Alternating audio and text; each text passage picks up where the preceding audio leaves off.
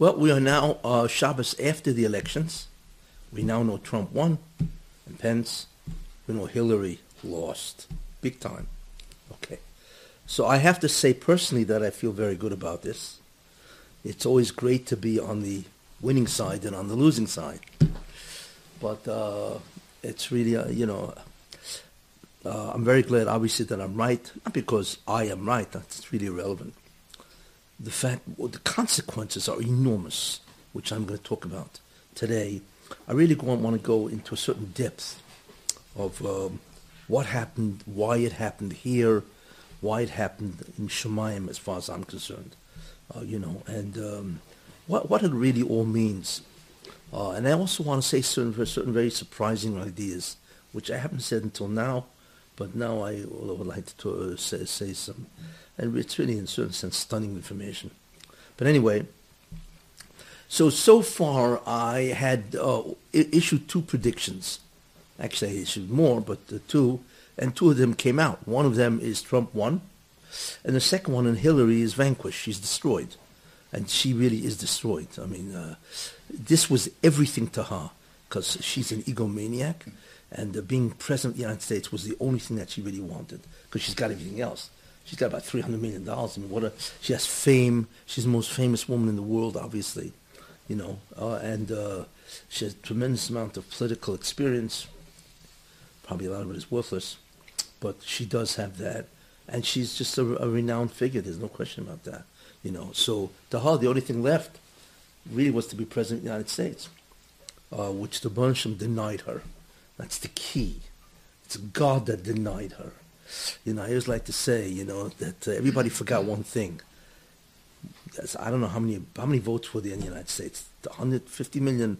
How many people voted? Whatever the tally was, But the idea is, what's very important, which everybody forgot,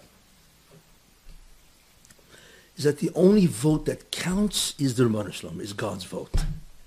And he voted for Trump, and therefore he won. That's really what it is, and so on. But it's amazing to watch how the Bansham can alter an election. It's astounding to watch. I mean, what we see is that we have no really very poor understanding and very poor knowledge of who he is.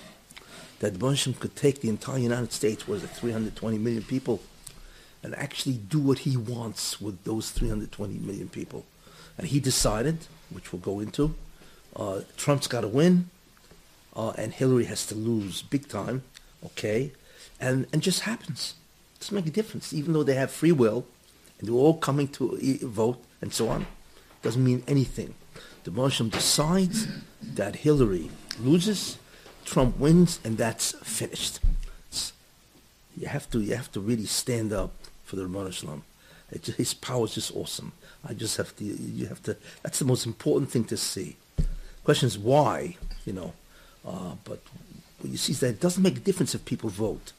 It's his rutzon that has to have a kiyum. Everything else is irrelevant. It's a very important concept to understand. But in any case, so two things happened, which I predicted.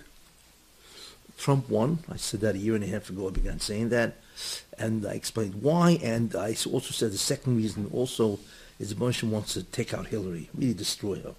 And I'll go into what I think is going on and why. Another idea which I think is very important is that, people say, the Torah, it's a bunch of narratives, stories, it's got halachas, and so on, And Torah has many ideas in it, but, what can it really tell us about today, relevancy? What I hope that I've demonstrated is the awesome power of the Torah to say what's happening today and what it means. I mean, not that the Torah says it openly, but if you put all the Torah and the Meforshim and the Midrashim together, what emerges is an incredible picture of what is really happening. That's what you see, that the Torah is relevant today, not just for thousands of years ago, 3,000 and what years ago when it was given and so on. And I hope, therefore, I certainly hope that I will have made a tremendous Kiddush Hashem Barabim, to be able to take the Torah and its hashkafa, okay, and be able to understand from the Torah what is happening, why it's happening, and hopefully what will happen. To me, I'm very glad, I'm very proud of that.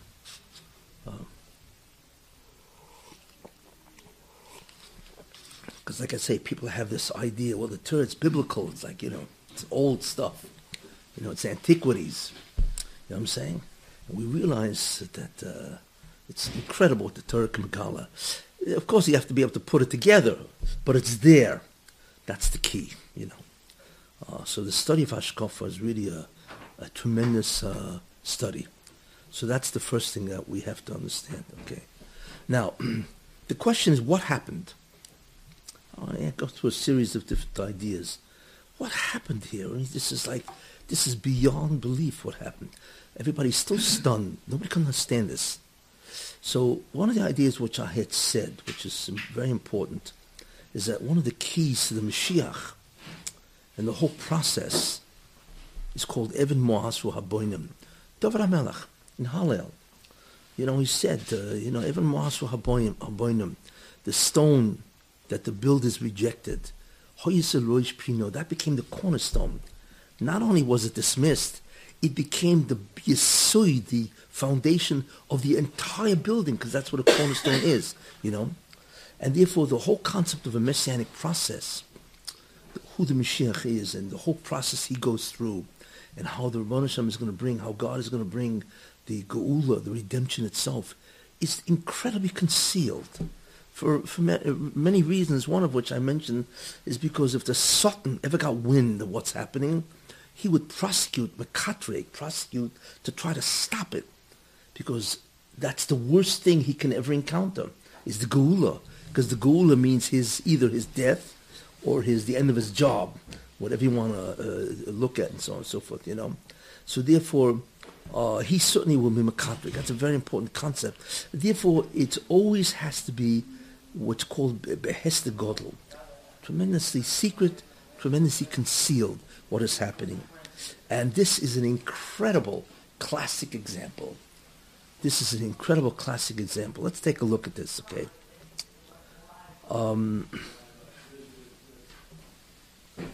The amazing thing about all of this is that everybody hated him. It's just astounding how many people hated this guy, Trump. What does that mean? Who hated him, Obama hated the man. He went around, debasing and saying that this man is an oizvorf.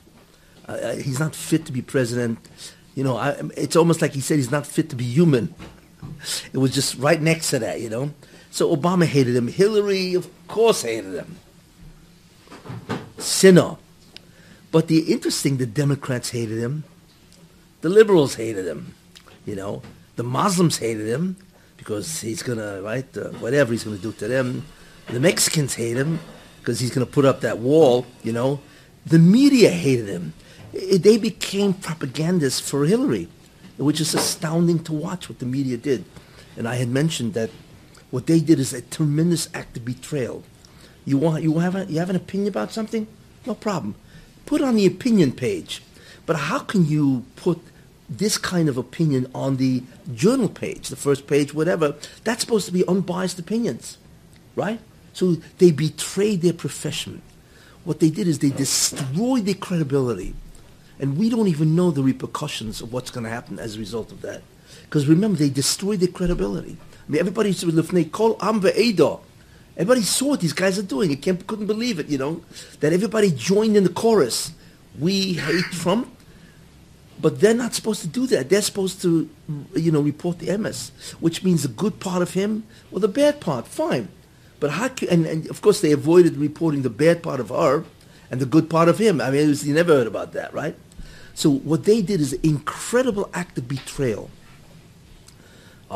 So I think there will be tremendous repercussions because you can't trust the media anymore because they've revealed their incredible bias, that their bias will allow them to betray. Anyway, and of course the most astonishing thing is that the Republicans hated him.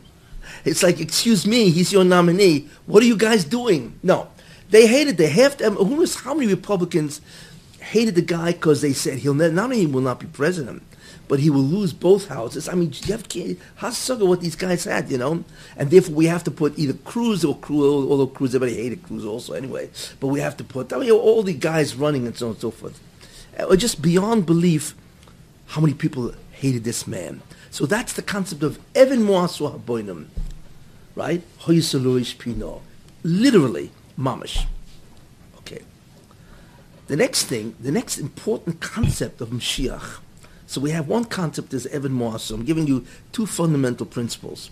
One concept is Even Moasu Haboinim, that the Mashiach and the process has to be something which is, in a certain sense, despised. So the Satan doesn't see it, and therefore he doesn't prosecute to stop the process. The second thing which we see, the classic which we see is, it's called V'nahapechu. V'nahapechu. Everybody sees it's going one way, and all of a sudden the next day, not only did it not go that way, it went the exact opposite way. And everybody's stunned. That's the V'nahapechu. The only one who could do that is the Rebbeinu Shalom. He has the koyach, the ability to not only stop the consequence of an outcome, but he can reverse the outcome immediately. And that's mamash what happened. I mean, where's the classic V'nahapechu? Where was that? We know Purim. V'nahapechu, right?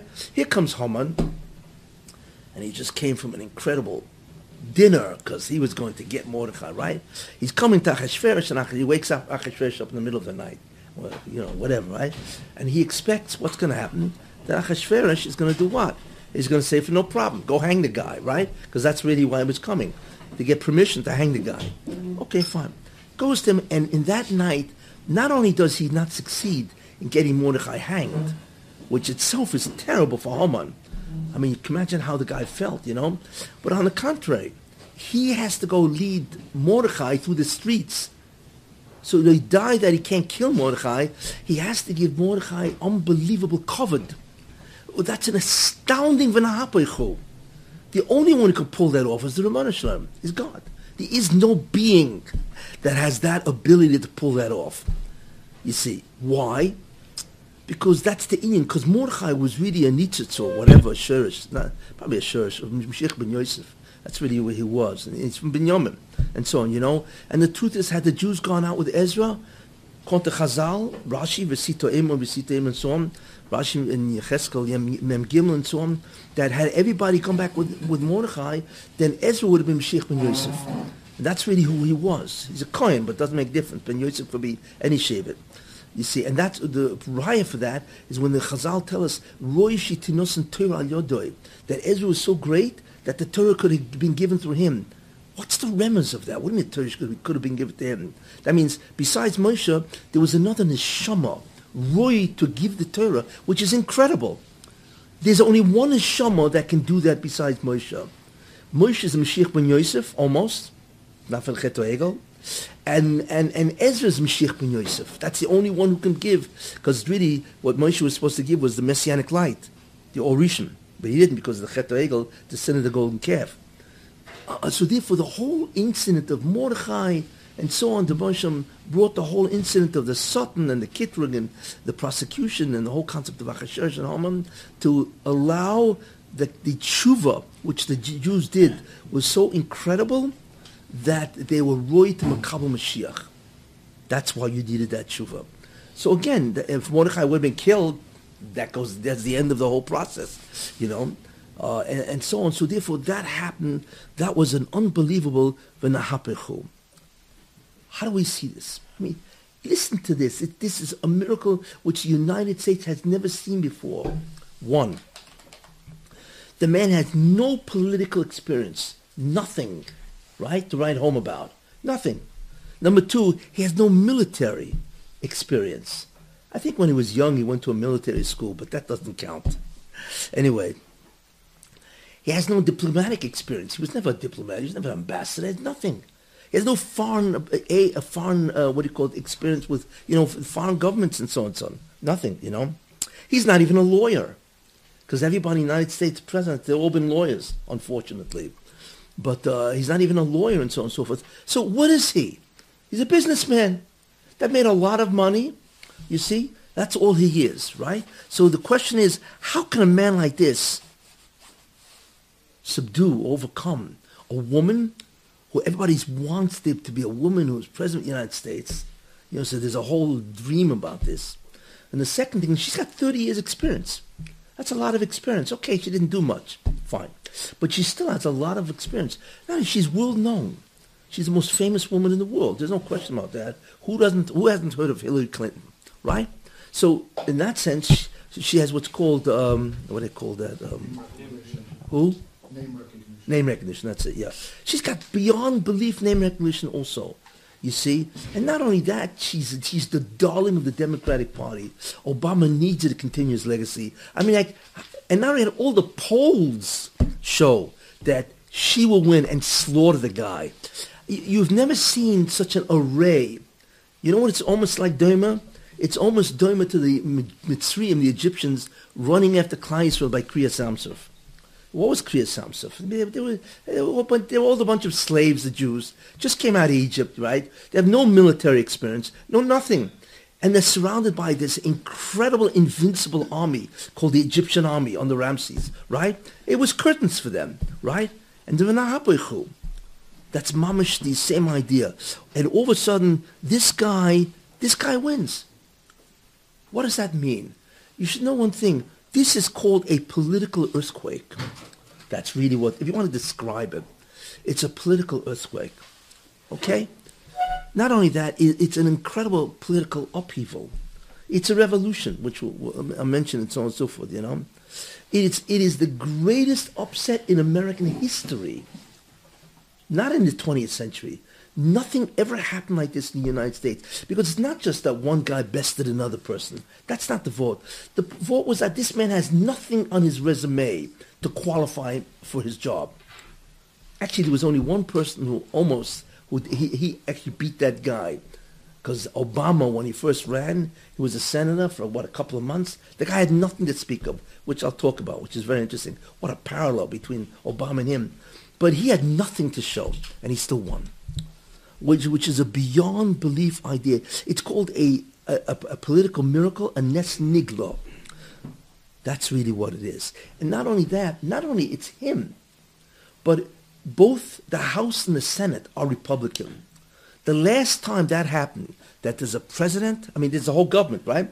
The president is Republican, the House is Republican, the Senate is Republican, and guess what? The Supreme Court is going to be Republican because he's going to put Republicans in the Supreme Court. The last time that happened was 1928. Not bad. That's 88 years ago? It hasn't happened since then. So we're not looking at something that happens every couple of years and so on, you know? But it's astounding that this happened and so on, you know? So therefore, that's the concept of an ahapechu. That the Moshe has such incredible control that he can take anybody. You want to be president of the United States? No problem. Just get the Moshe to put you on his agenda. Are you nobody? Nobody ever heard of you. It doesn't make a difference. It'll happen. You see, all you need, God has to be your campaign manager. Then you can win. It's irrelevant that you have nothing going for you. Very important concept. Anyway, so therefore, the second major idea is the concept of an ahapechu. First was the Evan Moasu Aboinim, right? That the person is hated and so on. And the second concept is v'nahapechu, that when it does happen, it's going to be so contrary, such a reversal, that everybody is still in shock. Everybody's still in shock in America. And they're all wondering, how could this happen? Really. If you think about that, the whole Democratic Party and all the pundits, all these guys are saying, how did we miss it? How could the polls be so wrong? How did we miss it? And the truth is, they're foolish people. Why? Because they could have seen who would win, I'll be teva, naturally. Forget about how would they know what God wants? Put that aside. But they should have realized that it could happen. You know why? I'll tell you why, which is interesting. The only one who ever pulled off such a incredible, actually one before that was Truman and Dewey, where everybody predicted Dewey's going to win. Even the papers had the headlines, Dewey wins, right? And when Truman won, which is one of the also incredible upset, you know, so they had he was showing the papers. Truman was showing the Dewey wins. He was laughing, and so on and so forth. That was also an incredible upset, and so on. But anyway, but they really should have realized what could have happened. Why? Because for some reason, politicians are so biased. They don't understand the American people. What does that mean, really? This really was a backlash. All I'm doing is politically analyzing it. I haven't even gotten to the Ruchnius yet. It's just they don't understand. This was an incredible backlash against the political establishment. It's really what it was. Everybody, they just rejected Obama. They rejected political correctness, you see, and they really rejected the whole Washington. Why did they do that? The idea is, first of all, Washington, we don't even realize because we're too busy struggling to make a living, just to get on with life and so on and so forth. It's got time to read the nonsense about what goes on in Washington. But that's why, that's why they can do what they want, because the flashlight is never turned on them. And the government is so incredibly complex. Who's gonna watch over these guys? But the truth is that Washington is a very corrupt place. Very. What does corruption mean? Because this is supposed to be a democracy, right? But it's a representational democracy, right? Why? A true democracy was in Athens, in Greece, where every person in Athens voted by themselves. You can't do that today. There's 310 million people, or 318 million people, whatever. So now we have representational. What we do is we can't vote. We cannot be in government. In those days, the whole Athens can vote on every bill. So what we do is we send a guy who you say, you represent us. You see? So the shaila is this. The question is this. Who do they really represent? I think it was Lyndon Johnson, but they asked him a question. As soon as you became president, right, the next day, after he swore in and so on, what's the first thing you began thinking about? You see? And you know what he answered? How do I keep my job? How do I preserve my power? Because it's incredible. The first thing they think about is, now what do I do to make sure I'm president after 4 years? You see? That's always the most important idea that they have. And that, therefore, gives them bias, self-interest. They want to preserve their job.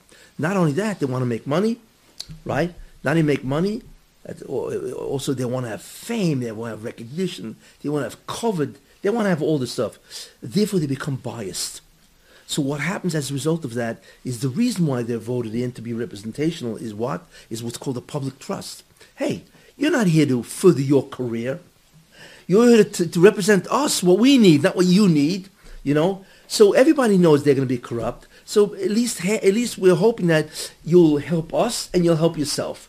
Forget about being tzaddikim. That never works. Where he only is worried about his people. That never works. But they hope at least, chetzi lechem v'chetzi l'Shem, right? Half for you and half for us. That's what they say, right? But how many times do we see that politicians do what? That they will cater to special interests, which are against their constituents or against the people of the United States. They do this all the time. I mean, it makes your blood boil when you read this kind of stuff, I once remember reading that there was this, I think it was a senator or whatever, he voted for a bill. He got his snuck into the bill, where he built a bridge with like $100 million, and there was only like maybe 20 people using it per day. So what'd you do it for? It's $100 million. It's a phenomenal amount of money. What'd you do this for? Because he got something for his constituency. That's all he's interested in. Nobody's using it, so it's a monumental waste of money. Who cares? It's not my money. It's your money. Too bad.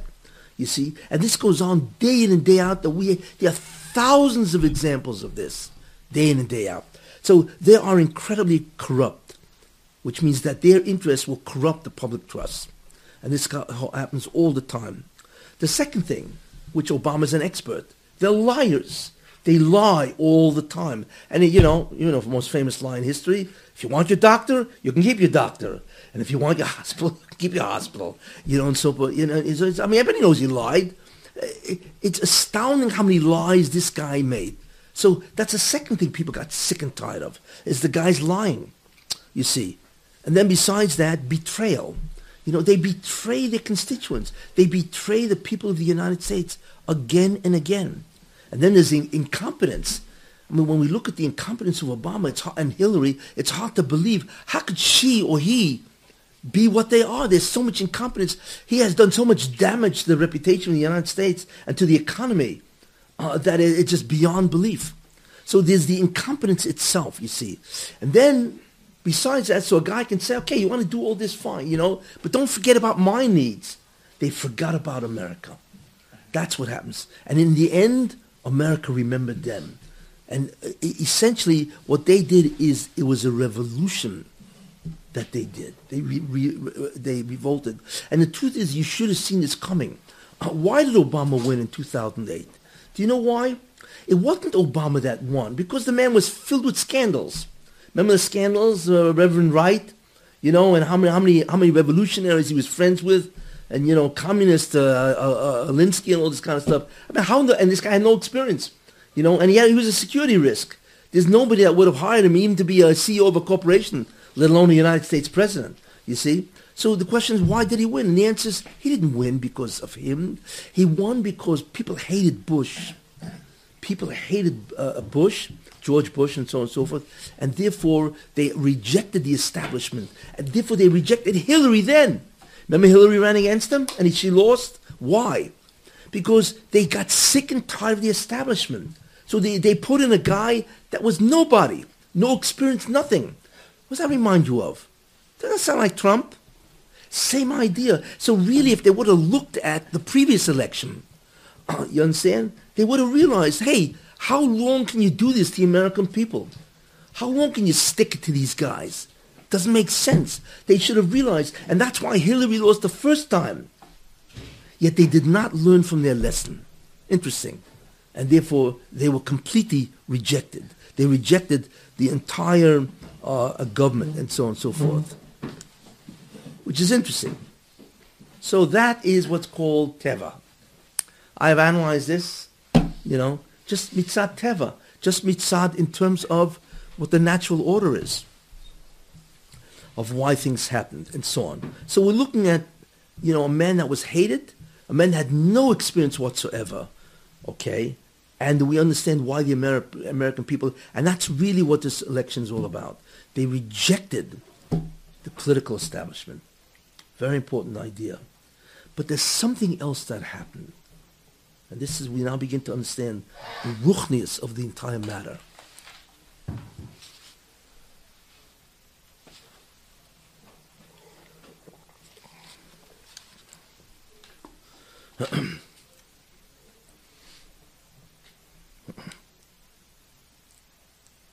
The immediate thing we see is this.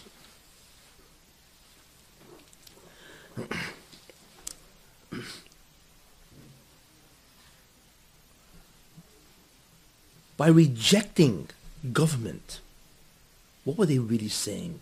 Now, it's not everybody, but in tens of millions of people, by rejecting the government, all the, what's called the chicanery, the fraud, the sheker, the rishus of this whole administration, what were they really saying?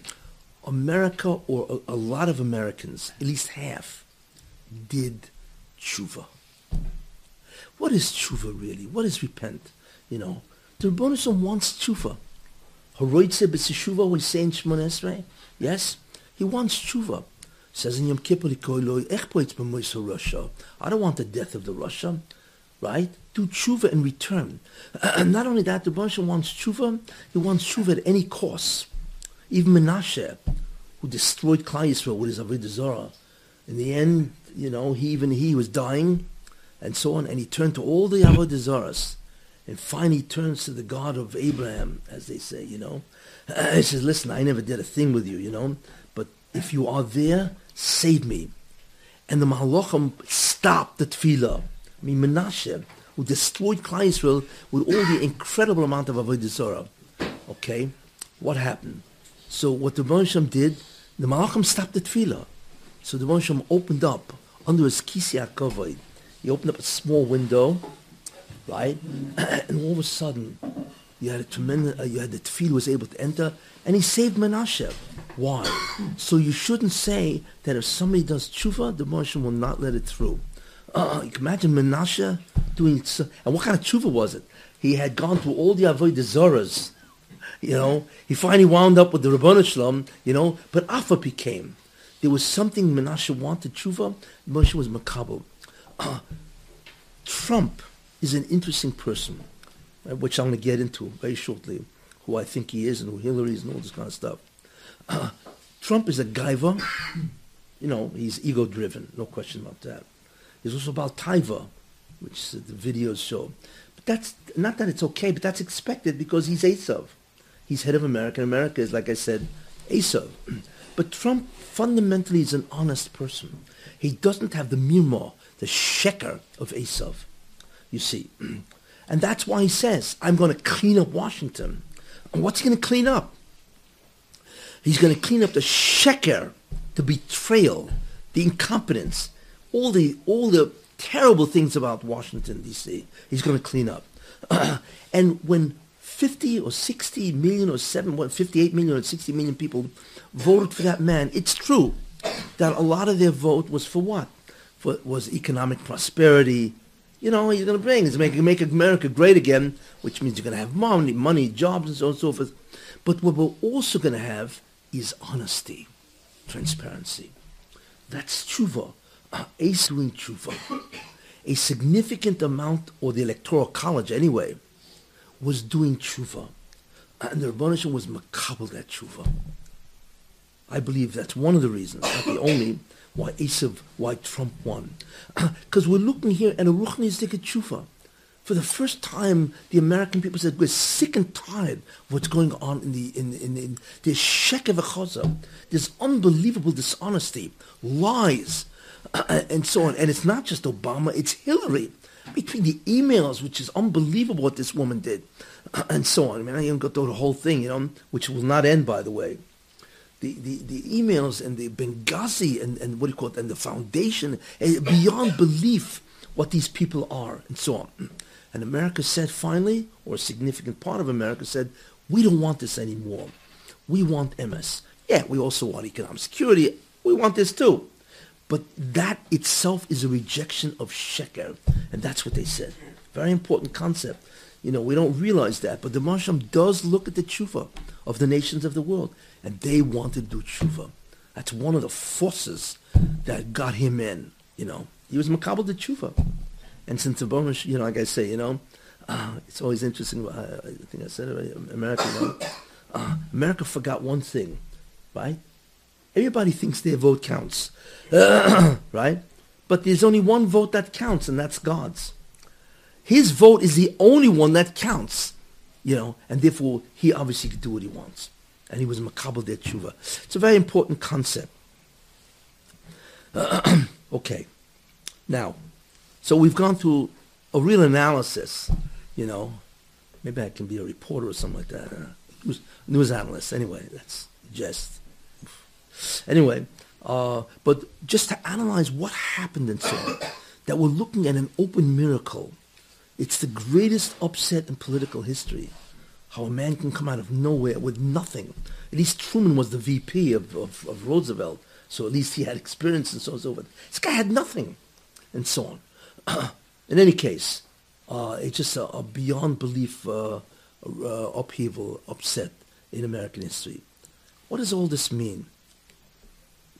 What I think it means ruchnis-wise. For that, we have to go back to the Ovis.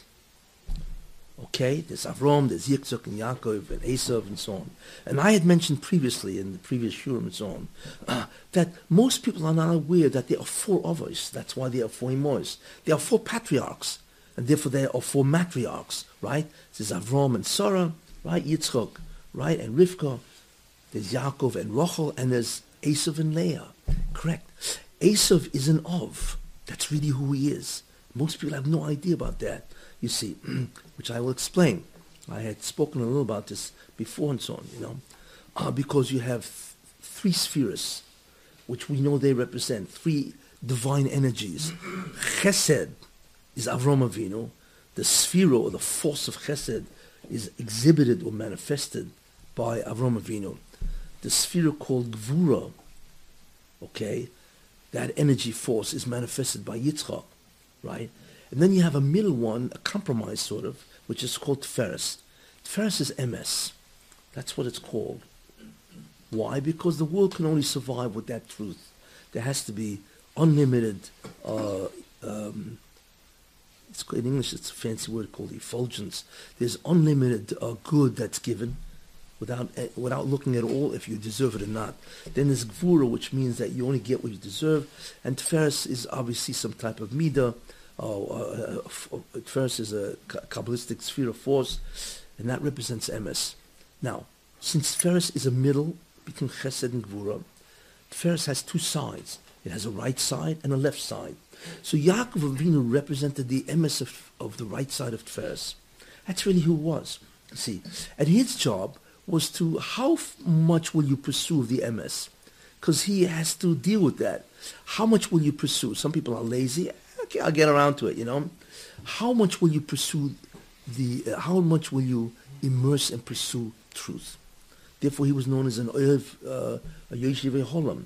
He would dwell in tents to learn Torah. That was his avodah, the pursuit of truth. But he deceived Esau. Yeah, no, well, that's the old kasha they ask. Forget about that. I don't even get into the whole story.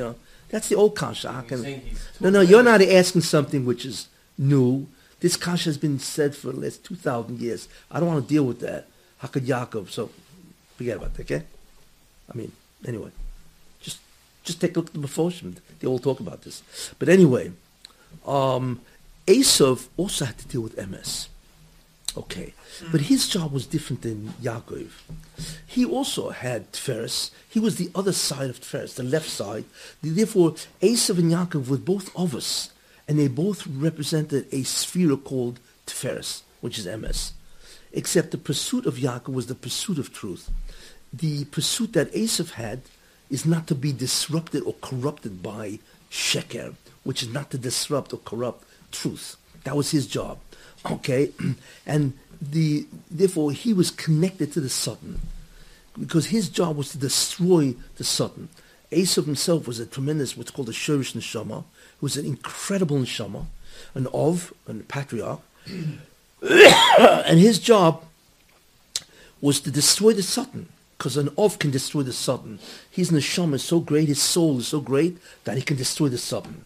Okay, and therefore he was connected to the Satan in order to destroy him. Rabbi Moshe Chaim Luzzatto says this, Ramchal, and so on. Okay, and therefore, in order to help and corrupt emes, which is truth, okay, he also had a mix of gaiva and taiva, and that will corrupt truth, because you're so interested in gaiva and taiva, you don't want to see the truth, you want to deny it, and so on. Okay, so therefore, the real concept of Esav is truth. Will he corrupt the emes or not? And then you throw that in the mix of gaiva and taiva, arrogance and pleasure. The way you see this, where you see this classic Muhammad, is when they were both embryos by Rivka. It says that when she went by some Beis Medrash or something like that, Yaakov tried to break out. And when she went by some Avodah Zarah, some idol worship place, right, Esav tried to break out. Wait a minute. What does that mean? Because that Chazal tell you what the real problem of Esav was. Because when he went through near a Beis Medrash or whatever, so Yaakov tried to burst out, because that's the emes, that's the truth. What's your drive to the truth? But when you went to an Avodah Zarah, right, that's sheker, because that's false, and then Esav. So the real test of Esav was the sheker, mixed in with taiva and gaiva. And that's why when he went by an Avodah Zarah, that's what drove him. He had that, what's called tendency or proclivity to go towards sheker, because his test was not to corrupt the sheker. In any case, so that in the end is what they're both doing. And therefore the Medrash says, that had Esav done his job, and that's why he was an ish sadeh, a man of the field, to go into the world and to try to defy or destroy the Satan. In any case, the Medrash says, it's a Medrash, that had Esav done his job, then he would have had 6 Shvatim, and Yaakov would have had 6 Shvatim. It's incredible. That means they were equal, almost, in terms of their avodah. They were both supposed to be Klal Yisrael, each one having only 6 Shvatim, not Yaakov having 12, but Esav having 6. It's an astounding Medrash, but this shows you. And not only that, there's a commentary called the Paneach Raza, who's a Rishon. He says something very interesting. Which job was harder? The job to pursue truth totally, or to make sure not to get corrupted? Truth should be get corrupted. So the Paneach Raza says Esav's job was much harder because the gematria of Esav is 2 times Yaakov with the Vav. Twice. So he says that Esav was twice as great as Yaakov Avinu. Believe this? It's astounding. It's Paneach Raza, it's a Rishon. That's how great Esav was. Because to fight evil is much more difficult than just to pursue truth. Whatever, and so on. The problem was, of course, is that Esav fell. He fell. The taiva and the gaiva became too much, and therefore he had to corrupt the truth, because that's the only way you can get what you want. You have to fool yourself. It's called self-deception. So Mirma was and that became the Mirma, the sheker, the falsehood, the deceit. He developed that as a major midah. Okay, now, therefore, what's interesting is you have Esav, what's called before and after. There's Esav before the fall, right? And there's Esav after the fall. Esav before the fall was a tzaddik. In fact, Rashi says they were twins. You could not see the difference between Esav and Yaakov until they were, 13 years old. At some point in time, Esav made a decision, right? I'm dumping the whole Ruchnius. I'm going after Olam Hazeh, this world. At some point. But what happened before? There was a point when he didn't make that decision. So therefore, what's interesting is Nitzoitz, a spark from the soul of Esav, before he became a Rasha, when he had this incredible tahara, purity and so on and so forth, okay, that is pure. That goes into Antoninus. If you see what Antoninus, Rashi uses them as the example where it says, Shnei goyim bivitneach. There are 2 nations within you. Rivka goes for what's happening, so she goes for Shem Ve'eva, for the prophecy, and he says there are 2 nations within you. So Rashi says, who are these? It's Antoninus, which is Rome, and Rabbeinu HaKodesh, right? What's that mean? That means that's the Toiv Sheba Esav. The Toiv Sheba Esav is the Nitzitz, is a spark from the soul of Esav, right? Before the decision is made. And that goes into Antoninus. And guess what? From Antoninus, it goes into, as far as I'm concerned, Trump. The gematria of Trump, I mentioned before, is Mashiach ben David. Why? Is that an accident? Not that he's Mashiach ben David. Of course he can't be, right? But he is, as I've spoken, he is involved in the Messianic process. His job is to matar Edom, to purify Edom, the Toiv Sheba Edom, which is America. That's why he won. So really, if you think about that, he's Esav or Edom, so it's no chiddush that he has gaiv and taiva, that he has arrogance and he has pleasure. No chiddush, that's what he is. But he doesn't have mirma. He doesn't have the sheker, and that's fundamentally Esav before he fell. Esav after he fell, if you think about that, where he's already a Rasha, okay, I believe that nitzitz, okay, that spark, as far as I'm concerned, went into both Bill and Hillary. They have the sheker, because Bill was president of the United States, they have the sheker of Esav, which I will elaborate on a little further down the line. And therefore, if you really think about that, there's an incredible contrast. Bill Clinton and Hillary Clinton is classic Esav. They have the arrogance, the sheker, the falsehood and the deceit. I mean, they have this in spades, as they say. And they have the taiva. We all know what Bill Clinton is in terms of his taiva, right? And Hillary completely supported him. So they are the classic, what's called in Kabbalah, the klipa of Esav.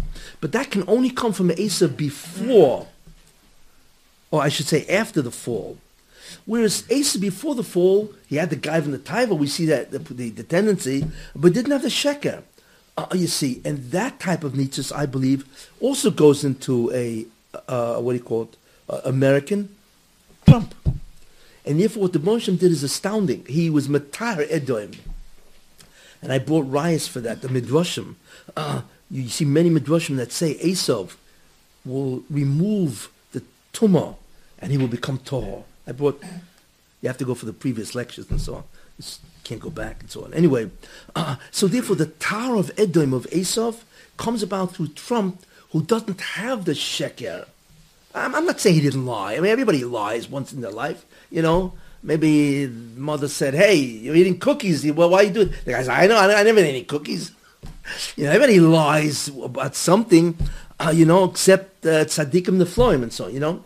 But I'm talking about in general. He doesn't have that character trait to be a pathological liar. She is, you know. She lies all the time. It's astounding. You know, in Obama, they say it's the same business and so on, you know.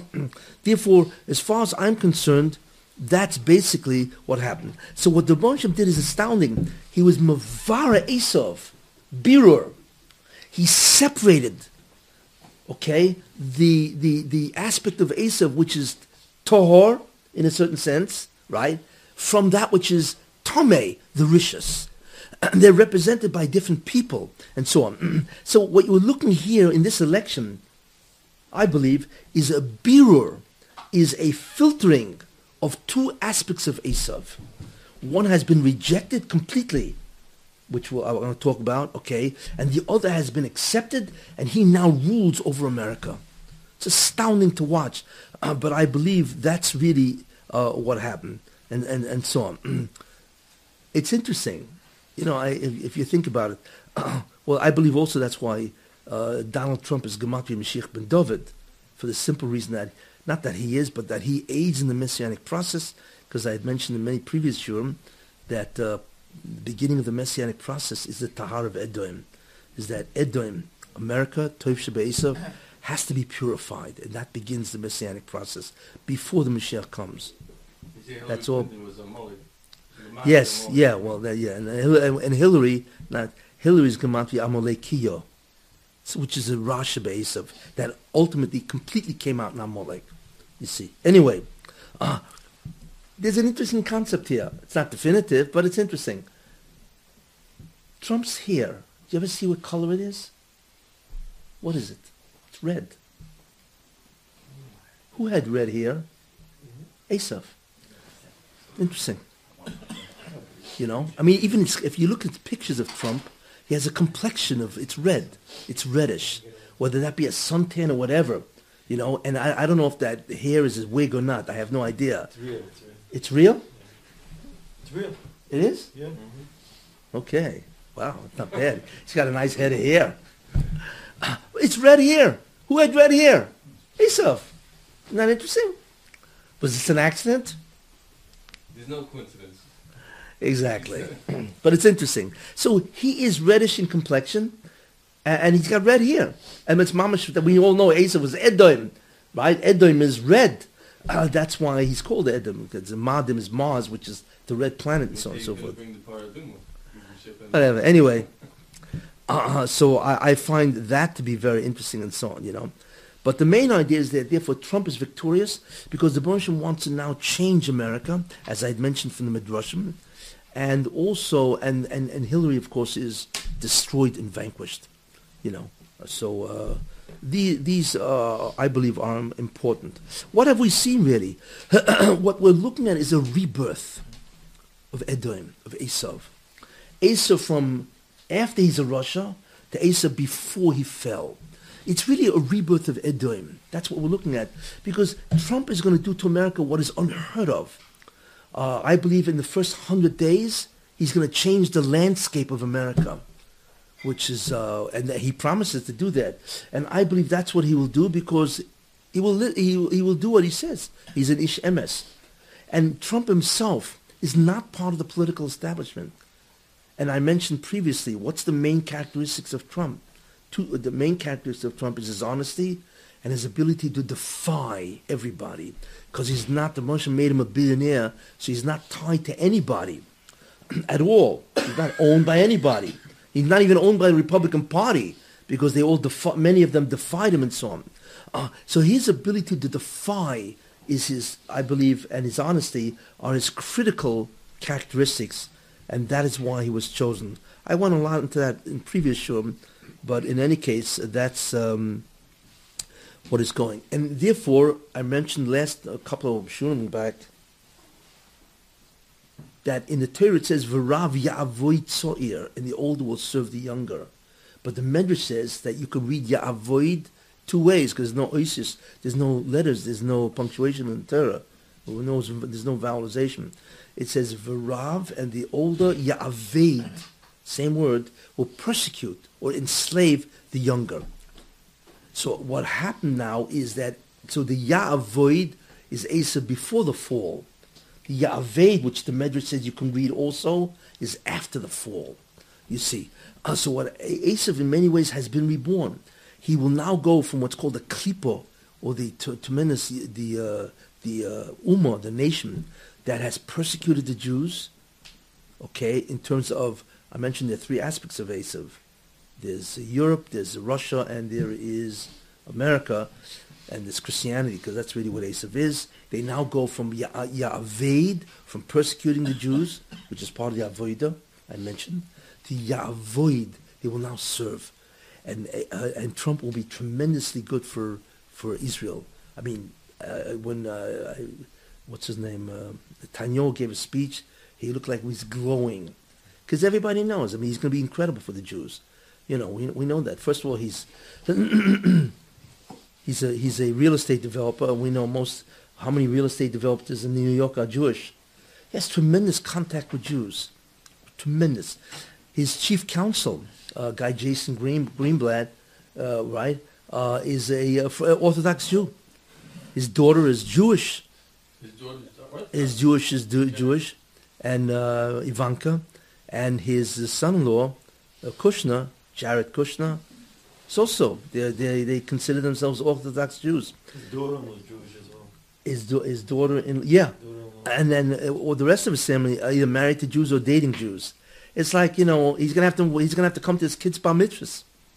You know, I mean, even though he's really a Christian and so on and so forth, but he is so interlocked with Jewish people, and he really and he has a tremendous soft spot in Israel. So I suspect that what's going to happen, he's going to move the capital from Tel Aviv to Jerusalem, and so on. He's going to do it's a tremendous win for the Jews against the Arabs.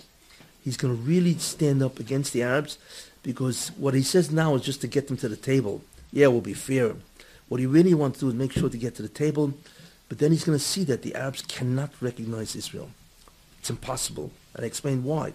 One, because theologically it is forbidden to recognize Israel, because according to the Quran, any of the lands that they conquered, they must retake. They cannot give to anybody else, and therefore they can never recognize Israel as a legitimate state. That's the first thing. It's theologically impossible. Second thing, that whoever does make peace with Israel and recognize Israel will be assassinated the next day, either by Hamas or by ISIS or Al-Qaeda or Hezbollah or any of these organizations, any of these terror organizations and so on. That's the second reason. And the third reason is because if any of the Arab states ever recognize Israel, it'll become enshrined in international law in the UN. And then if the Arabs attack Israel, then Israel by law can destroy the Arabs. They can't do that, because once they admit, then it becomes international law. They become recognized as a sovereign state, even by the Arabs. So they certainly cannot, they can't do that, because then their whole objective is to destroy Israel. So that can never happen. And Trump will realize that, and he will go, of course, against them, and they'll get rid of the whole business of two states, no more land for peace, and now it's just Israel and so on. And the Arabs will have to get in line. You see, and to make sure, you have to realize what happened. The Rebbe Shem has cut the legs of the Arabs. You know how he's done that? It's incredible. Because United States, what was the strength of the Arab nations? Oil. Yeah, you know, oil, that's their strength. But the United States, because of fracking and shale oil has now become one of the greatest importers and exporters of oil. They don't need the Arabs anymore. And with Trump, what's his major policy? To bring back all the energy, right? He's going to bring out all the energy. The U.S. will not need any Mideastern oil. So therefore their clout is gone. Not only them, but Israel will become with the Leviathan gas fields, one of the greatest exporters of gas in the world. So therefore, the Arabs are incredibly diminishing. And another thing which many people are not aware of, I heard, is that the oil wells in Saudi Arabia are going to run dry in 6 years. As they say in Yiddish, ois kaplitz machen. That's it. No more, because they're nobody. I mean, and that's why Saudi Arabia is desperately trying to move away from oil as a major export into whatever they're doing, into other industries and so on, because they realize that the handwriting's on the wall. In 6 years, it's over. So what the Moshe has done is he's neutralized all the Arab nations, so therefore America doesn't even need them anymore, so they no longer will be biased to support the Arabs. The era of the Arabs basically is over because the whole Middle East is shattered. And I'll talk a little more about that. But anyway, this is a very important concept. We are now witnessing the rebirth of Esav and Edom that goes from he will persecute the Jews to he will, which is really Christianity, he will now serve the Jews and so on. And obviously not only that, but Trump will protect Israel against from Iran. Iran, which wants to destroy the Jews, Trump will now defy, that's why you need his defiance, will be so great that he will defy the entire world, because we know that there's always two standards, right? The double standard. You know, whenever Israel fights the Arabs, it's always the Arabs that are right? And Israel, that's the Israel, that's the guilty party. He will defend Israel against the entire UN, Europe, everybody. And that's why I feel that's why the Muslim wants him as a major person, because he has this character trait of defiance. So that's another very, very important idea. They never changed that clock. No. Okay. I don't know too much about politics, but all I know is Obama has 2 daughters, right? 2 daughters? Yeah? If he had sons, what would we call them? No.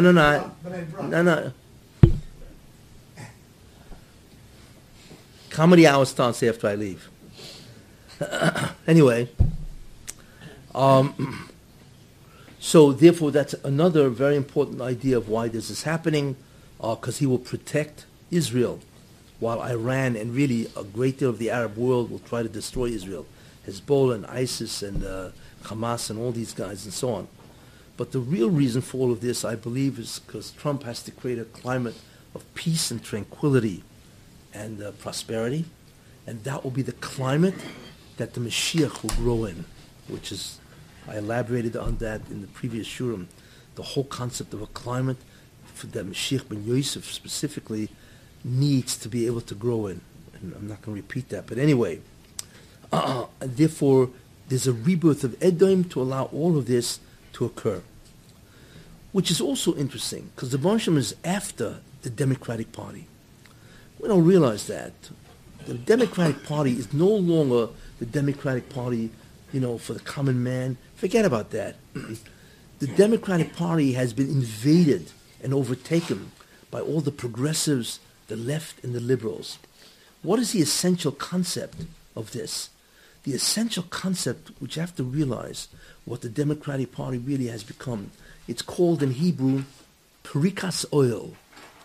Perikas oil means to overthrow a yoke. The whole concept of liberalism is anything goes. Anything goes. You want to have gender mixing? No problem. It's a complete overthrow of the values of Torah. The morality and the ethics of Torah is in family and so on is completely overthrown. It's called perikas oil. That's really what the Democratic Party is. That is so in contrast, in violation of the standards of the Torah itself. So what the Boshma has done is he's overthrown the Democratic Party. They're nobody. For the next 4 years, and probably for the next 8 years, because Trump will do such an incredible job in the United States, that nobody will vote Democratic for 8 years at least, and then for far after. Because the Bosham is going to get rid of that perikas oil of the Democratic Party. Because they are the party which is keneged Yahadus. It's interesting you're saying that 75% of American Jews voted for Clinton. Not no no. No. She had a bare majority of the popular vote. That's all. It's not 75%. Maybe certain populations. No. Whatever it is, 51, 52%. It doesn't make a difference. It's the electoral vote that counts, and they have put in the Republican Party, which will change the face of America. It's very possible they've destroyed that entire party.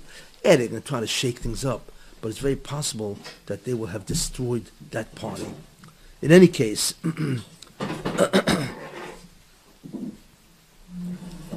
by the way, that's why Jews always prefer the Democratic Party. Why? Because Jews are always afraid of anti-Semitism. So therefore, a party which is liberal and progressive and left, they feel the safest in that party because what do you have to worry about? They'll accept us because they accept everybody. That's why Jews always prefer the Democratic Party, traditionally, because that's the safest party to make sure that anti-Semitism doesn't happen again. It's interesting, you see. But we see clear that what the Banshim has done is destroyed that party. Anyway, so far this is what's happened. But I want to hear some other ideas.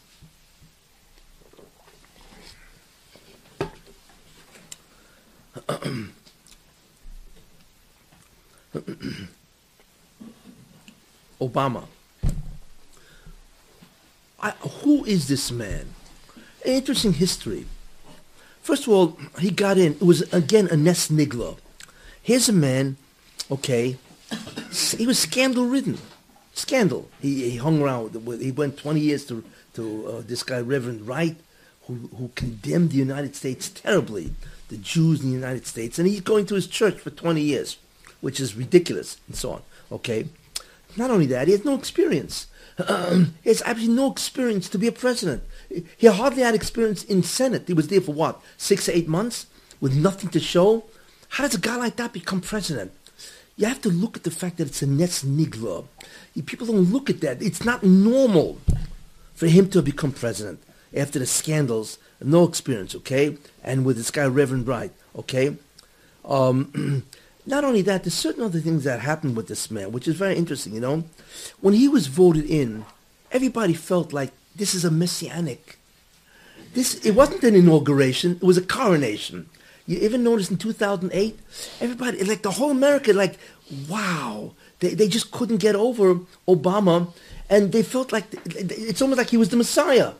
If you remember in 2008, I know it's quite a while ago. Yeah, it was the Messiah. Blacks called him Messiah. Yeah. But not only that, I remember there were reporters that said that when they were by the inauguration, there were chills running down their spine. What is this? But who is he? And of course now it's revealed that he was a zero. He was the exact opposite of everything he said he would do in 2008. No transparency, a liar, right? I'm saying completely incompetent. Destroyed the stature of America in foreign aid. It's beyond belief. 94 million people are out of jobs. It's just incredible what this guy did. The exact opposite of what he painted himself to be. The question is why? You see, what does that mean? And then, of course, he was voted in. Whatever the Baruch Hashem does always has tremendous premius. And I'll tell you what I think. What is really going on, which is interesting. We see what's going on with Trump. That the whole Trump election is nissim v'niflois. It's miraculous. And I told you why. Because he has to matara America. And the Baruch Hashem separated the tumah of Esav into two parts. And one rejected the other. But when you think about it, in terms of Obama, here's what I think happened.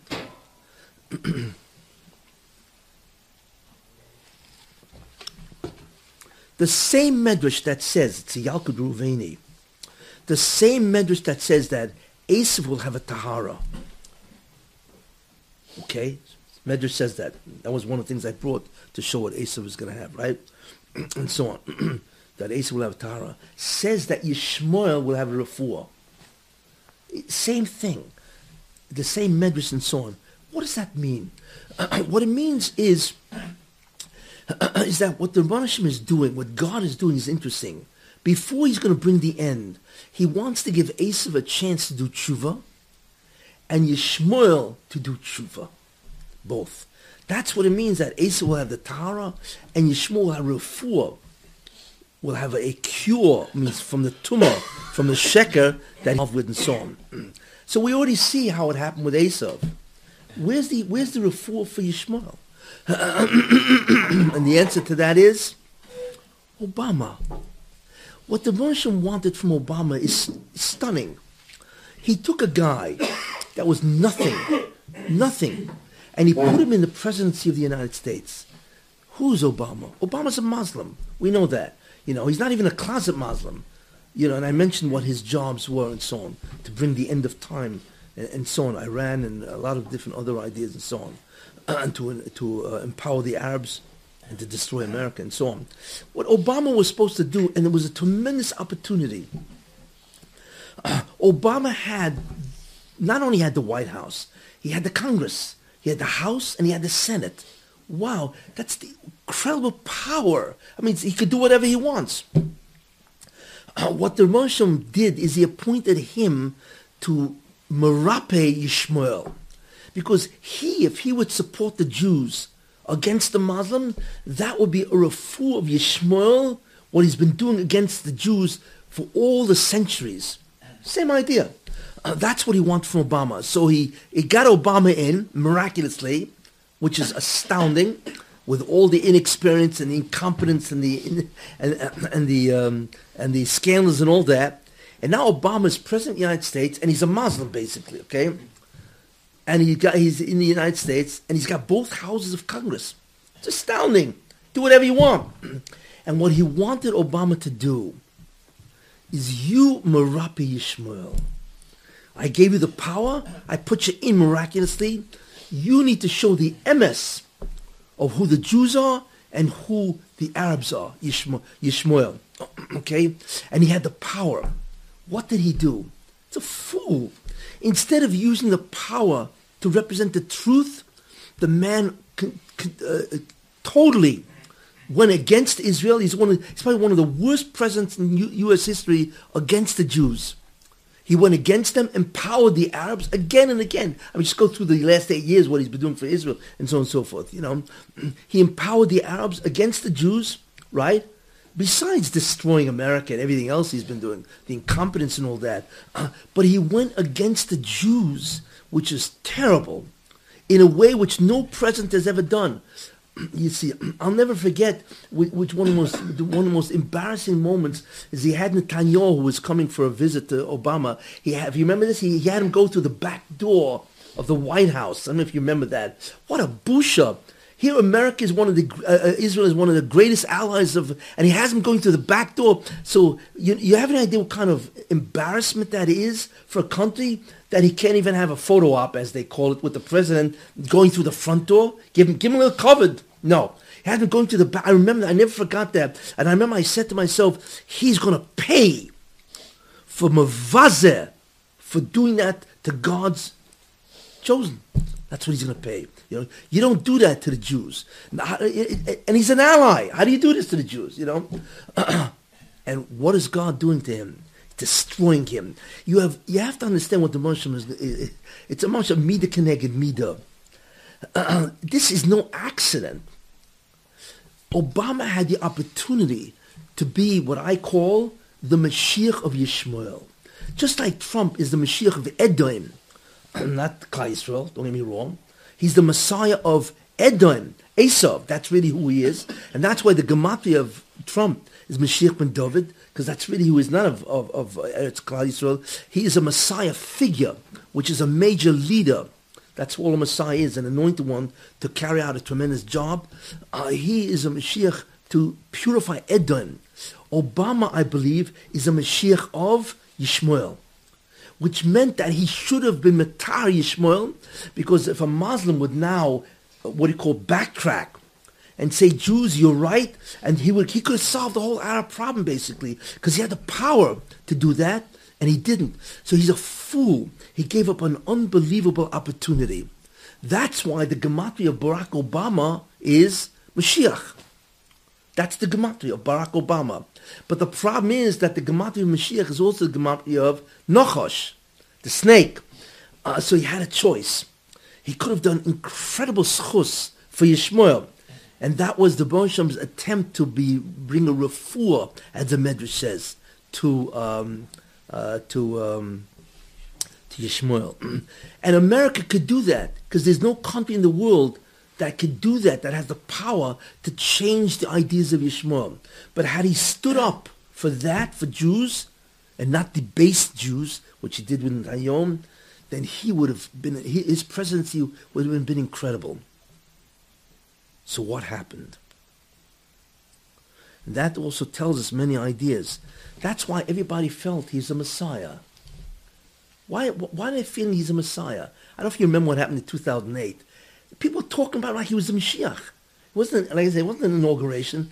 It was a coronation, if you remember what happened in 2008. Like, I'm telling you, it was like incredible to believe the Messiah has arrived. Why was anybody feeling that? Because in a certain way, he was a Mashiach of Yishmael. So automatically that Shefa is felt by everybody, because he has a certain task to bring a refuah to Yishmael, and so on. And that's why he's elected miraculously, and that's why he has both houses, and so on. But the man was a fool. He gave up the opportunity, and instead of siding with the Jews, he seeks to destroy them again and again. And everybody's worried now after the election, is he going to now come out and support the UN Security Council? There's a whole fear, which I believe he won't do, for many reasons, that he can't do it anymore. He's over with. And I'll explain why. So the Baruch Hashem is destroying the Midah Keneged Midah. Every president wants to do one thing. Besides preserve his power, every president wants to have a legacy. He wants to be remembered through history. Everybody president wants to do that. Now, take a look at Obama. He ceases to be president on January 20th. So his ability as president is gone. Second thing, who would have carried on his presidency? Who was the continuity of Obama? Hillary. She's gone. So therefore, she cannot even carry on, you see. And his legacy, Trump is about to undo his whole legacy. His whole signature legislation, which is Obamacare, he's just about to undo. He's going to undo a tremendous amount. So the guy's going to have no legacy. The guy's building a $700 or $800 million building, library. That's what they all do for the presidential papers in Chicago. But guess what? It's going to have all his legislation, and every legislation can be stamped canceled. Canceled. So he's going to have you can't believe this. Instead of his library exhibiting what he's done, it's going to exhibit everything that he has done and been canceled. You have any idea what kind of bullshit that is for a president? Why do you think Obama is so good to Trump all of a sudden? Why? Because it's almost like he's deathly afraid that Trump is going to go like that. That's the end of his legacy. So he's trying to butter him up to be good. Please don't destroy me, because Trump has the ability to undo everything he did, almost, and to leave him with nothing. You talk about a Midah Keneged Midah, where the Baruch Hashem says, you want to debase my people? Okay, I will debase you. You want to destroy the continuity of my people? I will destroy your continuity. Hillary's out. You want a legacy? And you want to destroy my people's legacy? Kiss your legacy goodbye. You don't see that by a president. Most presidents have their presidential papers, and that's fine. But his building is going to be empty. It's all canceled. You don't see that. It's a mamash, a Midah Keneged Midah. You have to see what that is. Why? Because that's what he did. Not only would he destroyed his opportunity to be Merape Yishmael, based on that medrash, okay? But not only destroyed that, but he actually went after the Jews to try to destroy them. And his einish is that he will be destroyed. His presidency will be wiped out. Mamish. Yeah, they may mourn for Hillary, but everybody's going to be glad that he's gone on January 20th. They're all glad, whatever. Anyway. But anyway, I just, people don't realize that basically this is, so instead of it being a Messianic figure, Mashiach, he's a Nachash. He's the exact opposite, the gematria of Nachash. That's what he's become for Klal Yisrael, and so on. So what we see is that there's a tremendous failure. And with that failure, because why did Moshe want that now? Because the era of Yishmael is over. We don't realize that. The entire Middle East is failed states. They're all dying. Egypt, Libya, okay, Syria, Iraq, which will be taken over by Iran. So Lebanon, even Jordan is about to fall. Each state in the Middle East is falling. It's amazing because Israel does not even have to fire a bullet. That's why they have to change the entire army routine. They're not worried anymore about the armies of the Arab worlds because they're all falling apart. And even ISIS is dying because Yishmael is dying. So the Moshe wanted a refuah before he takes them out. And the real death of Yishmael is that everybody is now oil independent and gas independent. They don't need these guys anymore, you see. So their whole influence is withering away. It's astounding to watch. So what the Moshe gave a chance for Yishmael to have a refuah. And Obama was the selection. Interesting. Yeah, it's a different way of looking at Obama. You know, what a disaster. A guy should be given that kind of opportunity. And he had it at both houses. It was no big deal. But his megalomania, his megalomania killed him. His gaiva. Because you can't believe this guy's megalomania. What do you think? He thinks he's God incarnate and whatever, or he's God's gift to the world. It's just unbelievable what this man represents and so on.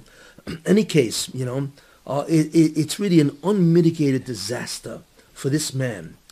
And that's why he's shaking. That's why he's so good to Trump, because essentially he's begging the guy, don't wipe me off the map. And that's exactly what Trump is going to do. Wipe him off the map. No more legacy. So it's much more than Hillary.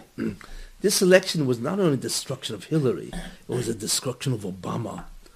You see, Yishmael and the Rasha Be'esav, they're both on the way out. Anyway. We know that Trump won't fail in his mission. Oh, hold on. Trump messed up. He already messed up. Somebody has to warn that man. I will explain. But I want to tell you one thing before. Something unusual has happened today. Yeah, this Shabbos, Parshas Lech Lecha, right? Yud Aleph Cheshvan. You know what that is? Besides Rosh Hashanah is Yotzayim. Okay? This has been the third international observance of Shabbos. You know that? Today, if I'm correct. What does that mean? It says in Chazal that if Klal Yisrael observes two Shabbosim, miyad nigalu, they will be redeemed. Okay, now, obviously, all of Klal Yisrael is not going to do that. But the Moshe is a tremendous merachim. He's not going to wait for all the Jews. That'll never happen. But if 1 million Jews do that, then God counts that. It's incredible. I mean, today, what do we have? We have like 1 million Jews observing Shabbos. But it's interesting. It started in 2014. That was the first Shabbos, right? And then it started again in 2015. Klal Yisrael has observed two Shabbosim. 1 million people. You have any idea what schus that is? What tshuva that is? Even if it's only 1 million Jews. Because that's basically all there's left. And so on, That has to be an unbelievable schus for Klal Yisrael. And therefore, it started 2014 before Trump began to run. And the next Shabbos, before Trump was nominated. And now we have the third Shabbos after he won. Does it play a part? Does the fact that Klal Yisrael has observed two Shabbosim, did that play a part in what happened with Trump? I believe it did. And it's probably the only time in history, basically, that Klal Yisrael, that many people, for thousands of years, have observed Shabbos. And that has to be an unbelievable schus. It really does.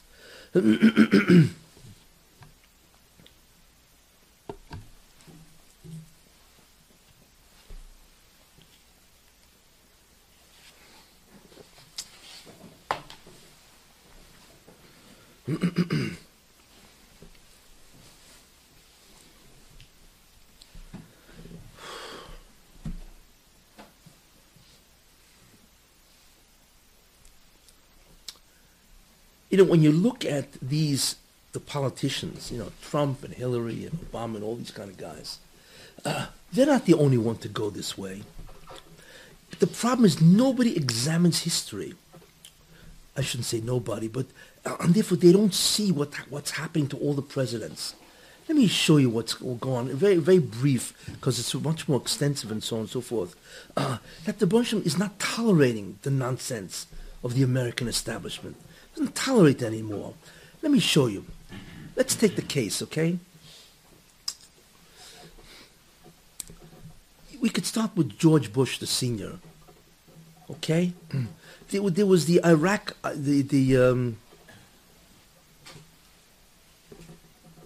Saddam Hussein, the Persian Gulf War, and so on, you know.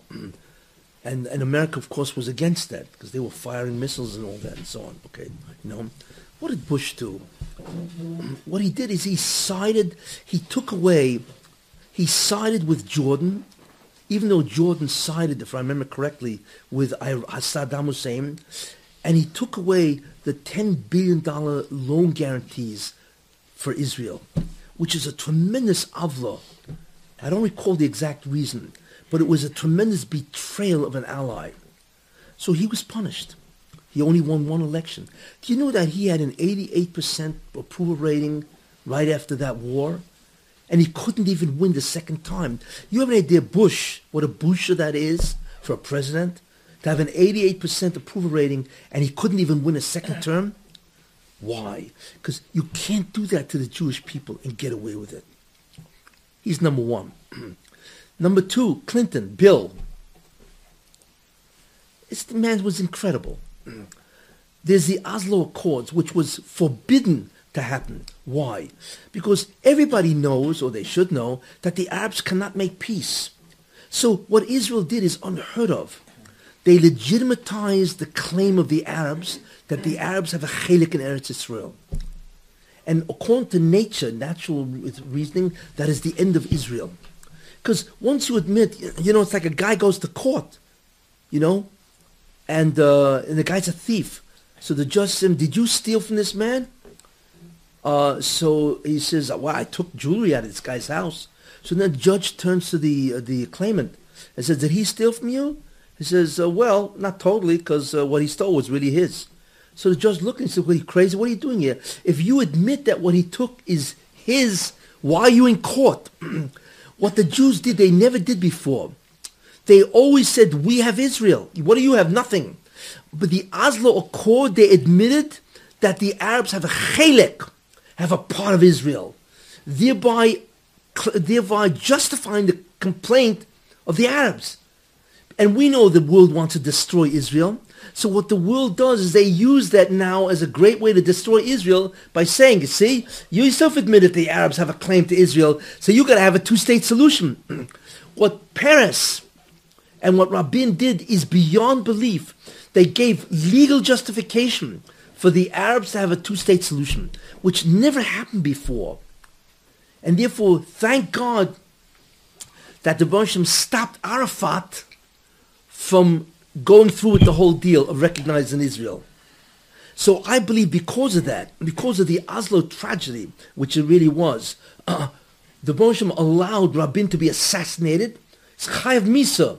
Because how many Jews died? Remember in the 95, 96, Jews were dying left and right, and the Arabs were blowing them up, and Rabin was saying sacrifices for peace, right? I believe that's why God allowed Rabin to be assassinated. Because how many Jews died because of Rabin's Oslo Accord? What about Peres? We have no idea how much bad Peres did. He did a lot of good things. I'm not saying no.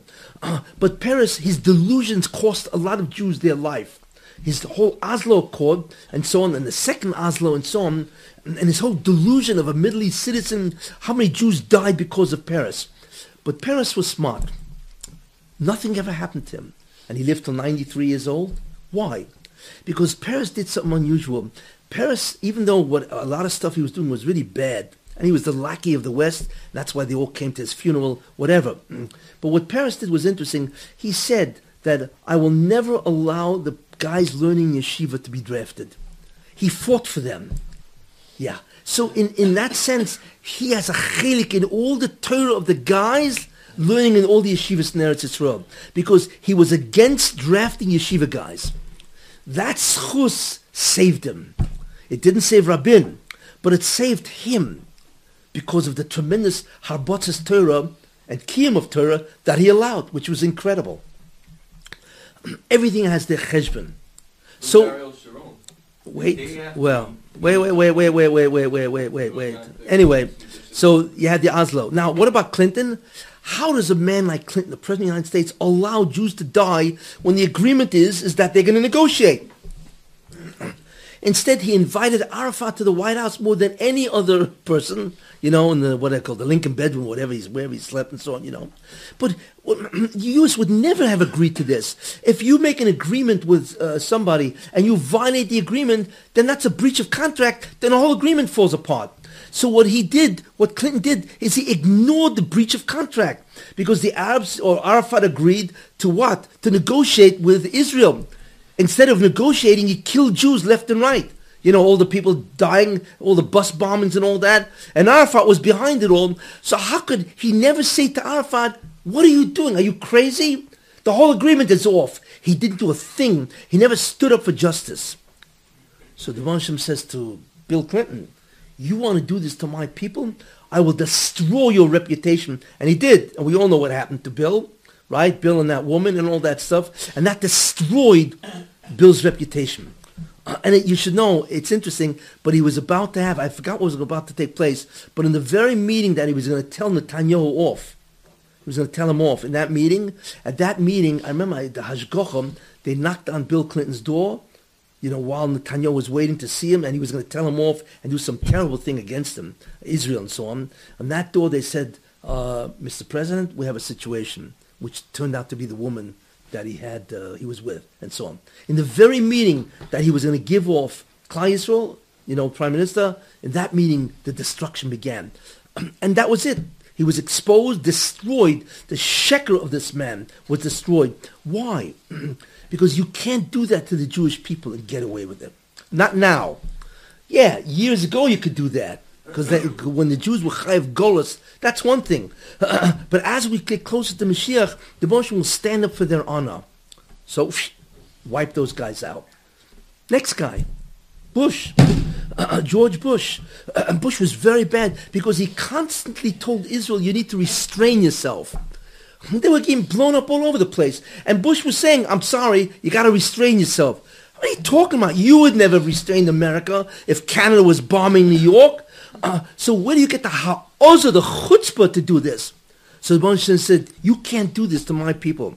So what am I going to do to you?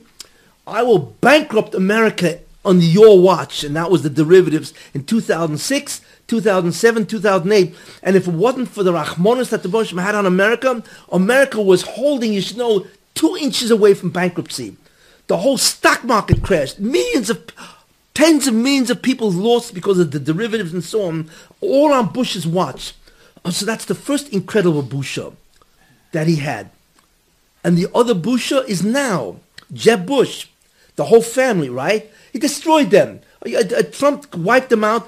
But you don't understand, that was the busha of Bush. So not only did he destroy the election of the election of Jeb Bush, was as part of the whole family, but it's worse than that because they didn't even vote for Trump. So they have no chelik, they have no part in the whole election of Trump, and they will suffer for that because Trump will not forget what they did. They never voted. In fact, which George Bush II, Jr., he said, I'm not voting for him. I'll vote for everybody else below that.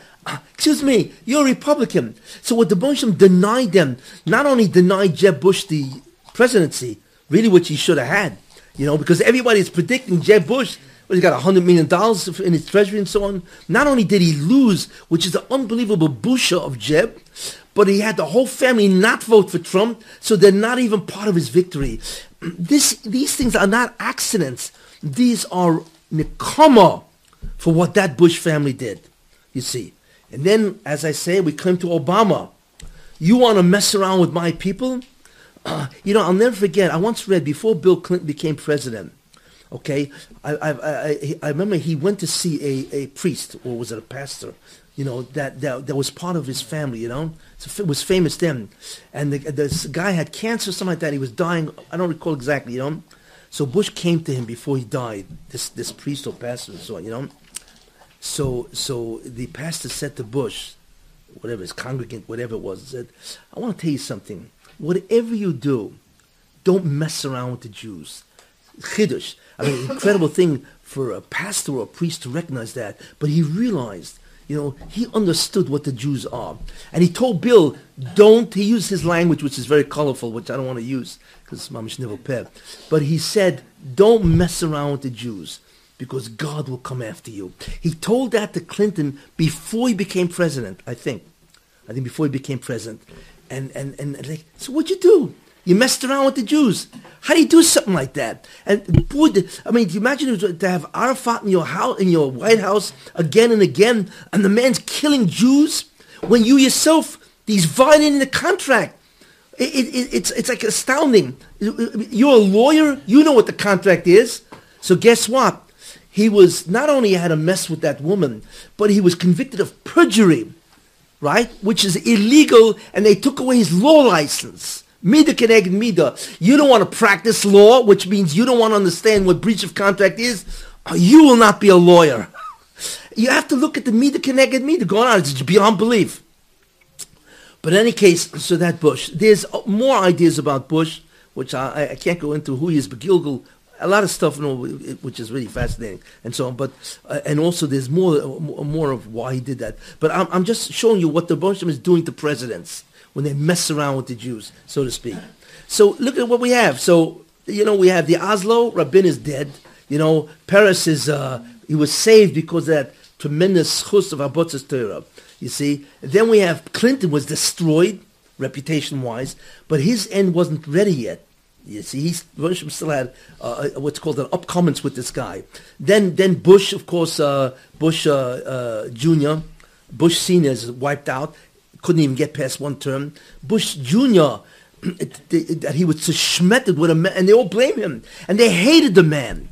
The reason why Hillary lost in 2008 wasn't because they didn't want her. They hated Bush, and they didn't want the establishment, and she represented the establishment, and that's why Obama won. We now know why he won, because he was given the opportunity to save Yishmael, and so on and so on. But anyway, so that's Bush. Obama is wiped out. He's not even going to have a legacy left. Or maybe he won't even have a leg to stand on, which is the legacy, And then he goes after Hillary. What the Bonsham did to Hillary is beyond belief. You look at this woman. Are you crazy? You're worth $300 million. What do you need this for? You have the most famous woman in the world. You have covered Malchus. It's a crime. She gets wined and dined. She gets $700,000 for her speeches. It's like, what a life. What a life. What do you need to run for president? And because she ran for president, everything is exposed. Everything. She destroyed herself because the Russian wanted to destroy her. Her and Bill. That was the final comeuppance that he forced her to go into. Because it makes no sense. And you're 68 years old. What do you need this for? You have any idea how much energy it requires to run around the world, United States? You live the rest of your life like a queen, which is really what she was. Except now she retires, she's finished, right? And I want to tell you something. Trump is zicher to go after her. He has to. Why? Because she publicly mocked justice. You can't do that because what she did is she set a precedent to do what?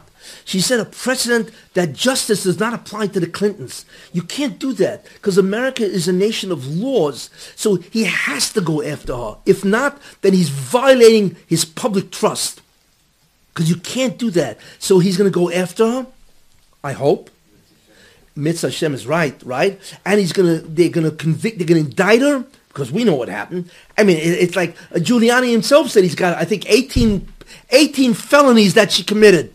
He said he could wrap up the whole thing, I think, in 2-3 months. That's Giuliani. And he's going to be the Attorney General, right? And he's going to wrap this up. It's an open and shut case what she did. Benghazi, but between the emails, it's astounding what she did. What WikiLeaks did,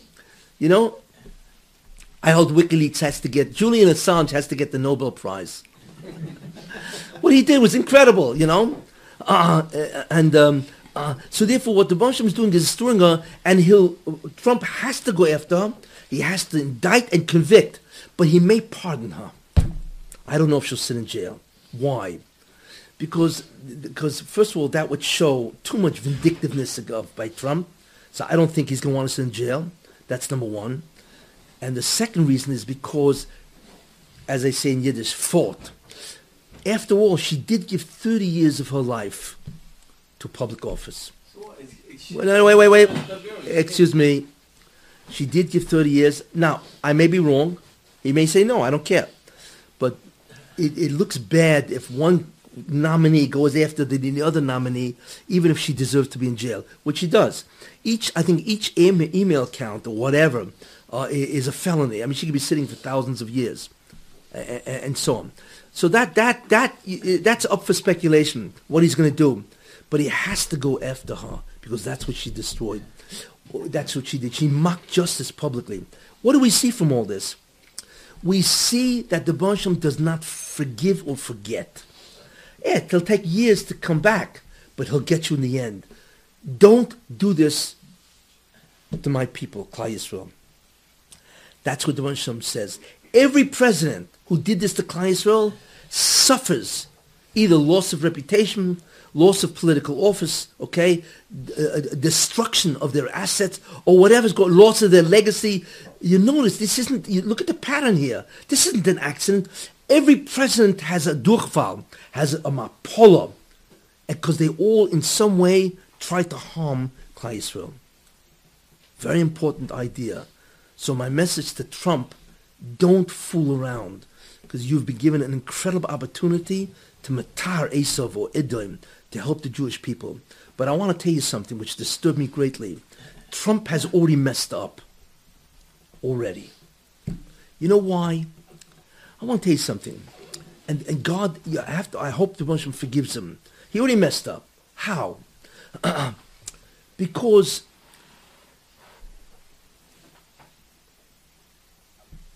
he made a mockery of justice.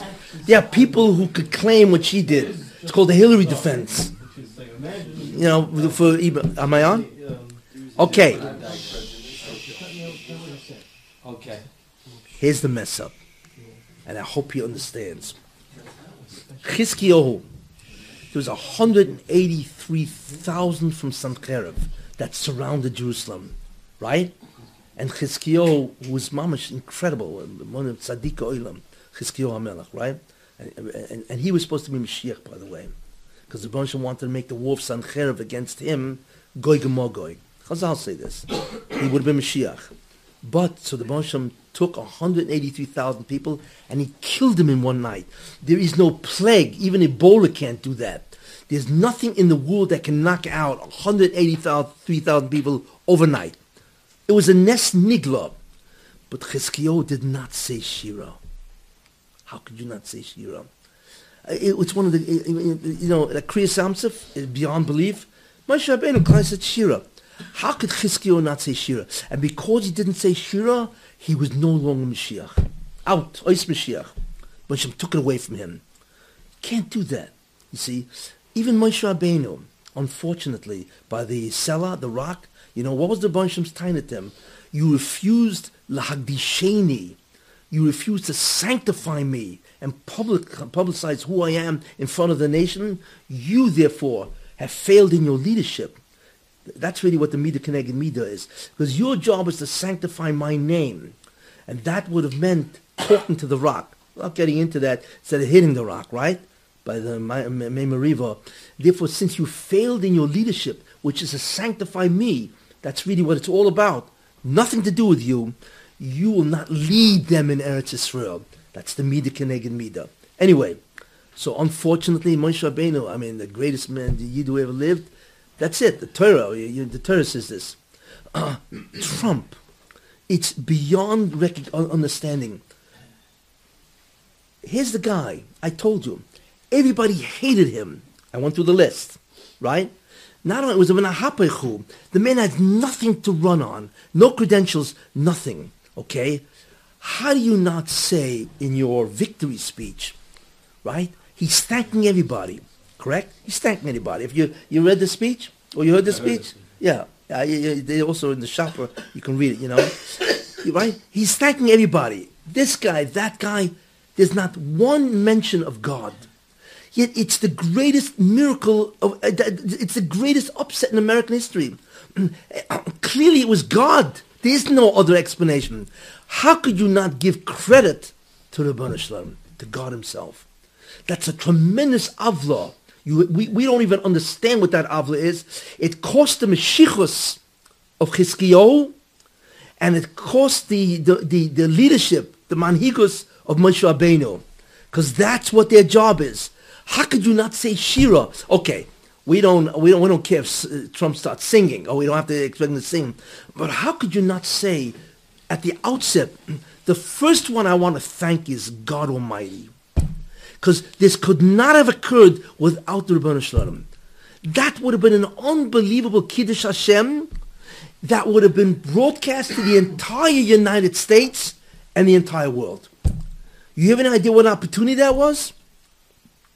But he did say it. He didn't. He Not did, publicly. At dinner, he publicly said it. No. When you come and give a victory speech, that's the time to say it publicly. Yeah, maybe he said it to others in private conversation, whatever it is. But this, it's an opportunity to sanctify the name of God for a billion people. You have to know what that means. That is a God.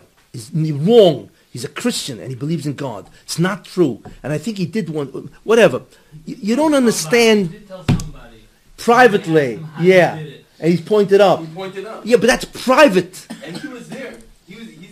You're a witness that he went like this.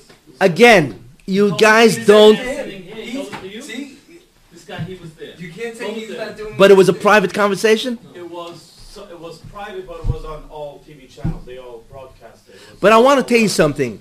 He told it to you. You asked him what it was. I asked him to what you attribute. And I to saw it. you. You asked him? Yeah, so he he was said, there. I said I would attribute to a lot of things. So I said, is there any one thing in particular? And he pointed up and he said the one above. Okay. But let me tell you something. There are opportunities and there are opportunities. Come on. A guy gives a the whole world was tuned into that, right? Everybody. I mean... But he's a guy, he's not a listen. Wait, listen. All I'm saying is this. Time to be master. I know, I see that. Oh, fun. I hope you're right. Listen, no, obviously, but I'm just saying, listen. Forget about what the Oynish is. But let's face it. The guy had the ability to bring a Kiddush Hashem, sanctify the name of God in front of how many billions of people? Because everybody on the planet was watching this election.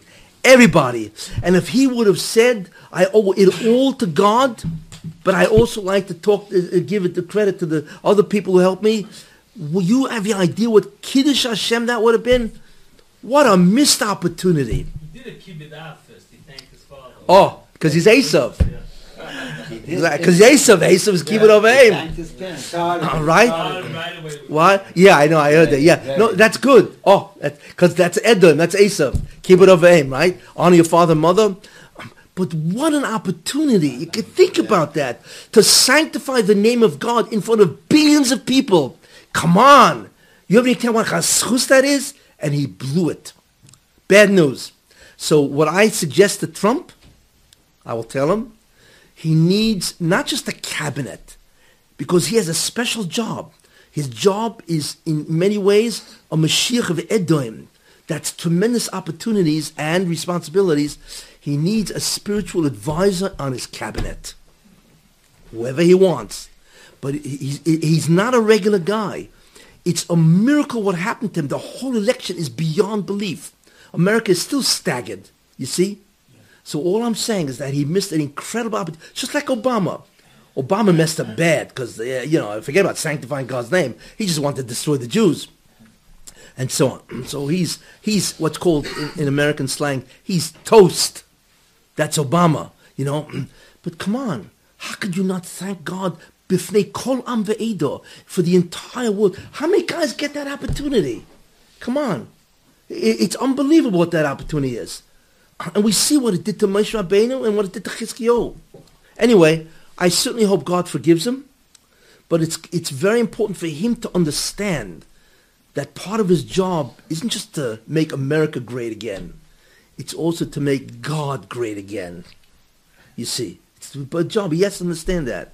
Anyway, I thought that I was very dismayed by that. Were you really surprised? That he didn't? Yes, I was shocked. Yeah. Because he is a religious man. I mean, I don't know how religious, but he does believe in God. He's a Christian. He does believe in God. How do you forget that? Okay, he's an honest... What? He said But no, but he recognized it. He would, but he could have. I'm not saying no. But come on. The opportunity. Shira. You know what Shira is? Shira is in front of the entire world. That's what Shira is. And he missed. Okay. I hope the Rosh Hashanah overlooks it and gives him another opportunity and so on and so forth. But I was tremendously disappointed. In any case, I've gone through 13 different lectures on this. And now I think totals 20 hours of this stuff. I'm tired of this. I am tired of being, and so on. What? Last week you said Trump. All these different weeks you said Trump is going But yeah, to be the I said one. And everybody was against you because Hillary was I beat the. They said she was going to win. Next time. Oh, they said she would win by a landslide. Yeah, and I've been saying, but more than just saying for a year and a half, I've been saying this. But I've been explaining why these 13 lectures, which I've given, which is now on the YouTube and internet and so on and so forth, is a tremendous understanding of the Messianic process, Trump and Hillary and Obama, and what's been going on in the last 20 years. So send it to his daughter. The next year, I'm going back to my humble, safe, whatever, Ramchal. You guys want to have it all back up, you need to go from the beginning.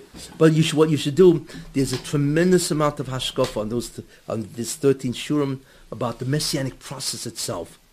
Actually, I really should tell you what I think will happen, which I didn't even get into. In Yeshaya, it says that the Goyim, where Doc says, means that the Goyim are going to want to learn Torah from the Yiddish.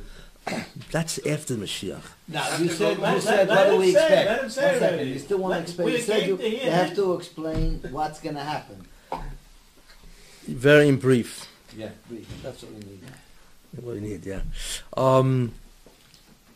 So we now have the incredible process of the Tahar of Edom and the failure of Obama with Yishmael and so on and so forth, What's obviously Yishmael is on the way out, Edom is on the way in, and so on.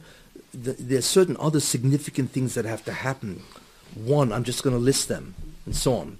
One is ultimately there'll be a war between Yishmael and Edom. This is in the Medrash, Pirkei Rabbi Eliezer, and also in the Yalkut Shimoni, and so on and so forth. There will be a clash. It's a clash of civilizations between Edom and Yishmael. That's number one. And they're both really going to be really rip each other out, out of that. There will be tremendous, probably to a certain extent, damage and so on. Then the Erev Rav has to be dismissed. The Erev Rav, I once explained who the Erev Rav and what they are. The Erev Rav is Jews that want to replace the Torah as the fundamental principle of Judaism and Jews with culture, and we're like everybody else. Yeah, Jews are Jews because we have gefilte fish. We have culture, we have our own cuisine, our own history, and so on and so forth. And they try to erase the Torah as the fundamental bond that bonds us to the Rebbeinu Shalom, bonds us to God. That's what an Erev Rav is, and there's a whole history of the Erev Rav, which I have somewhere on my tapes. Anyway, so that has to happen.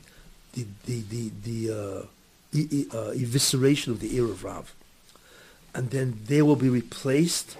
The Erev Rav will be replaced by somebody who may or may not be the Mashiach, because the Mashiach is not a political figure. The Mashiach is somebody who removes the ignorance of the Jewish people.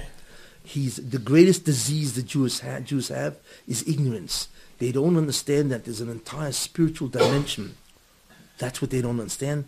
And the Orishon, and I told you already, that the Mashiach is a very dangerous person, because it's not political freedom he will give. It is an incredible incredible ruchnistic, spiritual light and knowledge. And if the Jews are not ready for that, they will die. just like happened in Mitzrayim. Therefore, the Baruch Shem has to prepare them for the revelation of this unbelievable light. He has to prepare them for that, and therefore, as I mentioned before, the Mashiach is a person that will be released from his prison. I said that before, previous shurim. He has to be released. He will grow, which I mentioned, Hine Yaskel Avdi, my servant will grow wise, and so on. And simultaneous with his growth will be the growth of Jews. Something is going to happen to the Jewish people that's going to bring a tremendous rise in consciousness of the Rebbeinu Shalom, and together they will rise. And that's the whole concept of Umol Hashem es levavchem, and God will circumcise your heart, means he will remove the klipa, the satan, from the heart of Jews, and to a certain extent the heart of mankind, and there's going to be a tremendous desire to understand spirituality. That's what's going to happen, and they're both going to grow simultaneous, so therefore they will not be overwhelmed by the awe of the Mashiach. So you have the dismissal or the evisceration of the Erev Rav, you have the introduction of somebody different who will change Klal Yisrael, but at the same time you'll also have the liberation of the Mashiach ben Yosef, actually that's who it is, the growth of Klal Yisrael. You're going to have the war of Yishmael and Edom, then you're going to have the Mashiach ben David, then you're going to have, it depends, if the war of Yishmael and Edom is the war of Gog and Magog, then Mashiach can come right after that. Then you have Tchias HaMesim, and then you'll have the Messianic era, which is an era, and I told you, we cannot masik that era. I told you, because the Medrash says that all the Torah of Moshe Rabbeinu is hevel, nothing compared to the Torah of the Mashiach. Could you imagine what type of knowledge will exist at the time that the Mashiach will come? And anyway, whatever. Anyway, and therefore that's going to come. But there's a lot of upheavals that are on the way, and that's why Trump has to be, because he's the only one that can defy the tremendous amount of evil that is going to try to upset the return to good. Because it's something. And by the way, you have to go back to a previous year. Now that Yishmael is dying, or rather slowly ending their influence, which we see clearly what's happening, what's even more important to understand is that the whole reason why Obama, and which I mentioned, the whole concept of Obama, the Satan is dying. And until now, he was at least getting some of the sparks of holiness, what's called the Nitzotei Kedusha, from Yishmael, which I mentioned, the morale says, and so on, okay? But now that's going to be taken away, because Yishmael is dying. So the Satan is now bereft of the ore, of the Yanika, means the nourishment that he's getting from the Yishmael, because they can take down, according to the morale, their own nourishment from the Baruch. So he doesn't have that anymore, because they're dying. So we are looking at the Satan dying, and we don't even know what this guy's capable of, because he's going to have incredible kitrugim to try to stop Trump, and to try to again elevate Yishmael, or if not Yishmael, he's going to try to get every which way he can to reverse the process. But we know he will fail, and then the Mashiach will come, and obviously that'll be the death of the Satan and so on. But we are looking at the era when the Satan is dying for the first, not the first time. Yeah, well, he almost died by they're all crying now. Matan Torah and so on, you know. But so therefore, do not expect an easy time even with Trump. It doesn't make a difference. But the reason why Trump is selected, besides who he is and so on, is because he will defy. He has the chutzpah, the ha'oza, the gaiva, which is great. He has the power to defy everybody, and that's why God made him a billionaire. He's not sold to anybody. He doesn't need anybody. And he's a man of total truth. In fact, his ability to say the truth was so outlandish, that's what got him in so much problems. Because he'd say anything. You know, he couldn't care less and so on. But that's a tremendous virtue, that he's a man of truth, and he will defend the Jewish people. Edom will finally defend the Jewish people. He will go from Ya'aved to Ya'avoid. The original task of Esav is to help the Jews do the tikkun. So therefore, Edom will be part of the tikkun process, and that's why the Chazal say that he's in Gan Eden. He'll be in Gan Eden. But I always use this as an example. We are like what? A woman is about to give birth, right? She's in the 9th month, and the body turns the baby around, you know, with its head down. And all of a sudden, the kid was having a great time. Wow. It's like the Hilton, food, warmth and nice and cozy and all that, right? And now the head is turned down, and all of a sudden, the uterus is pushing that kid out, and all of a sudden the kid says, I don't believe what's happening. I'm dying. Its head is getting crushed, right? Its head is getting crushed as it's pushed, and so on, and the kid thinks it's dying, right? And all of a sudden, it pops out into a world and looks around. It's a completely different universe than what it knew in the uterus or in the womb. You see, we are now being pushed into the canal, and therefore we're going to get crushed. And that's what you're seeing all around, all the Ishmael and the Amalek. Is crushing the Jews because they want to try to stop the Jews and so on. But in the end, we're in the canal. That's where we're located, right? And then there's going to be a birth, and all of a sudden, that's the Mashiach. So we're not going to have it's not going to be an easy time.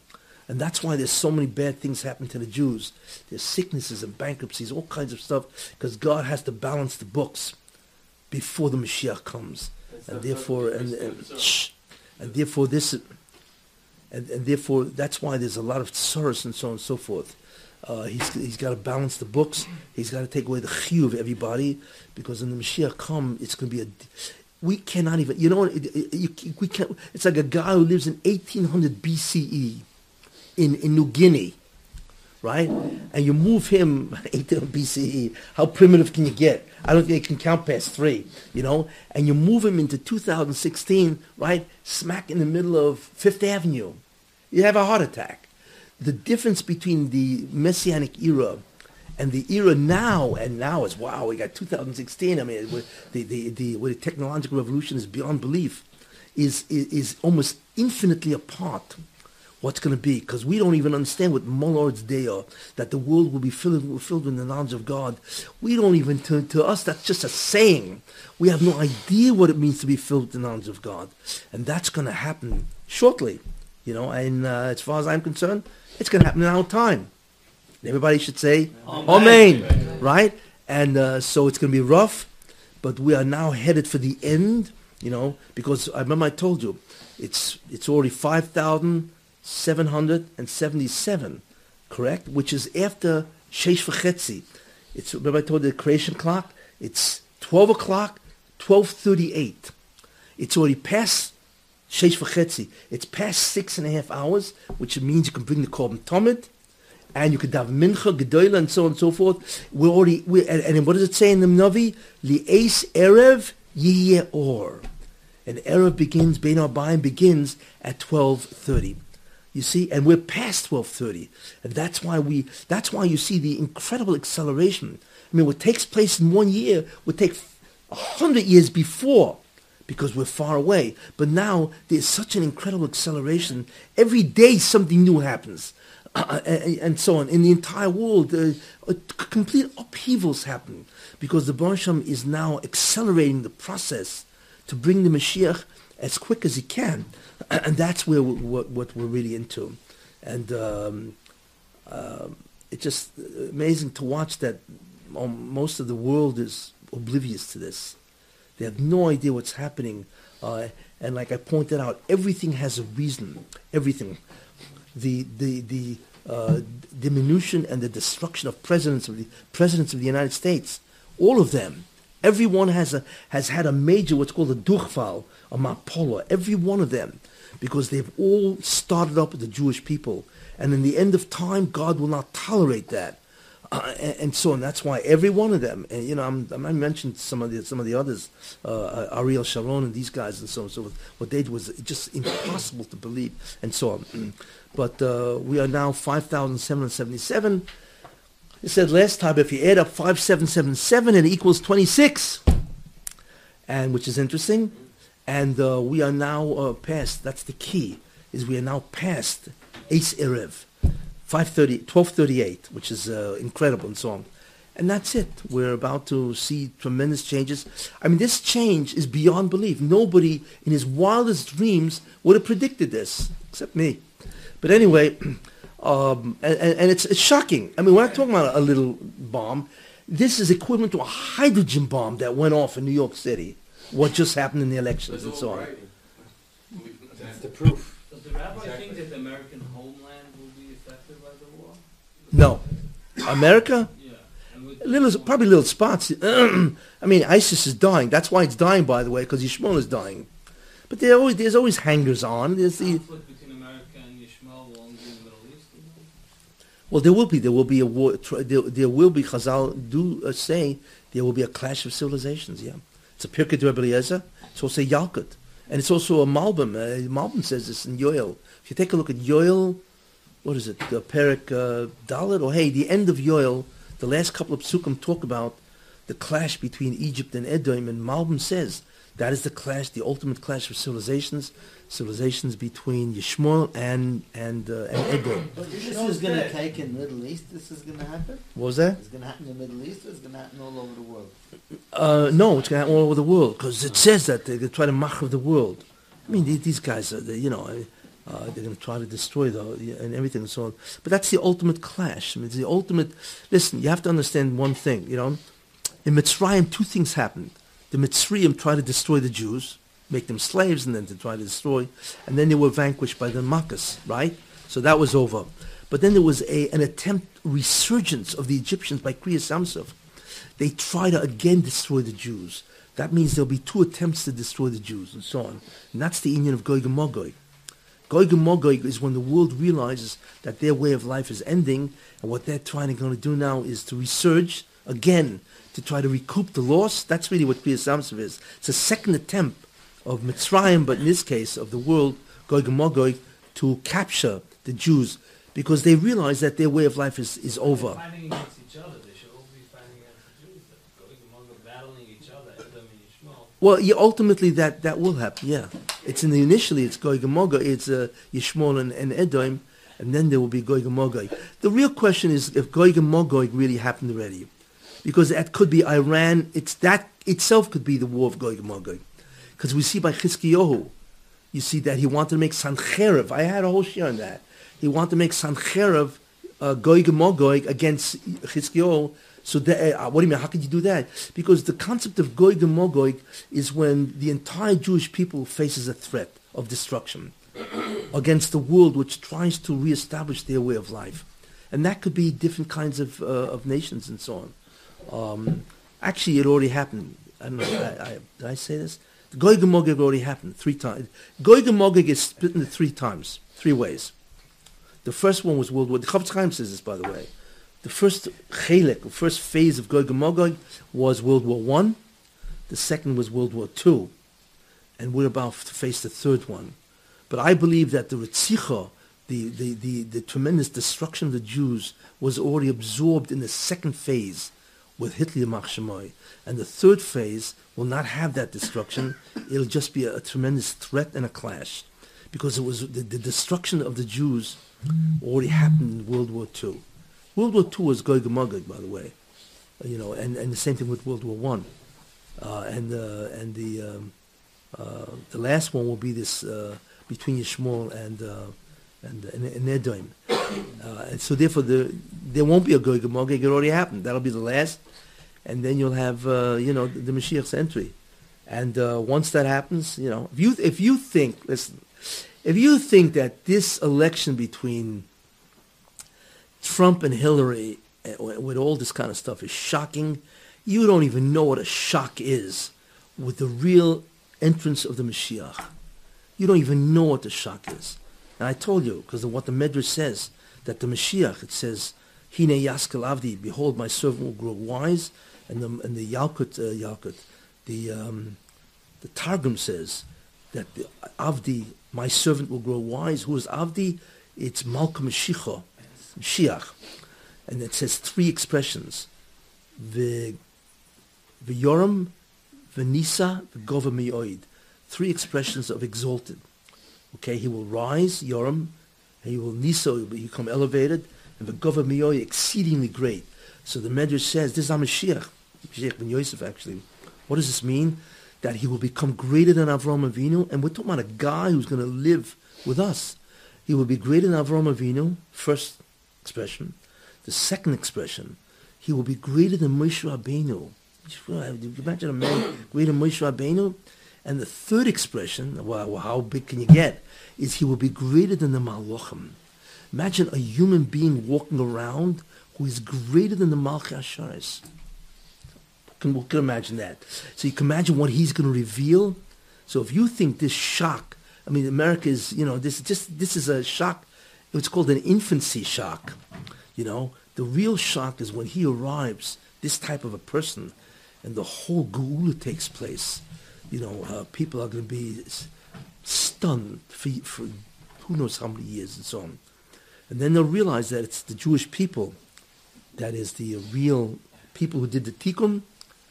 And what will happen, I remember I was listening, I was in a car, and I had the radio tuned, and they were giving, somebody got to help me out here, they were honoring a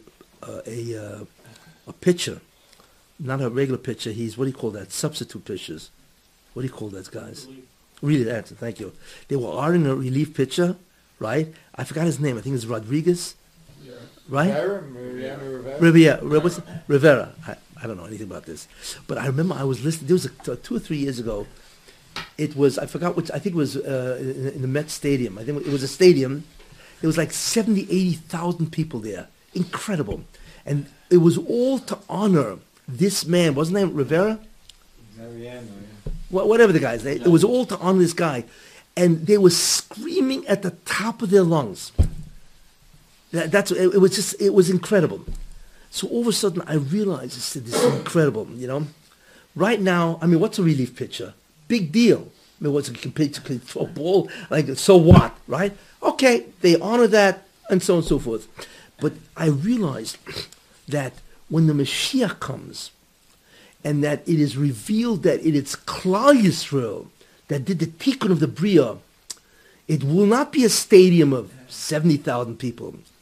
It will be every living thing in creation will scream at the top of their lungs, including the entire Pamaya Shemaila, the entire heavenly host. They'll all be screaming in joy because of what the Jewish people did.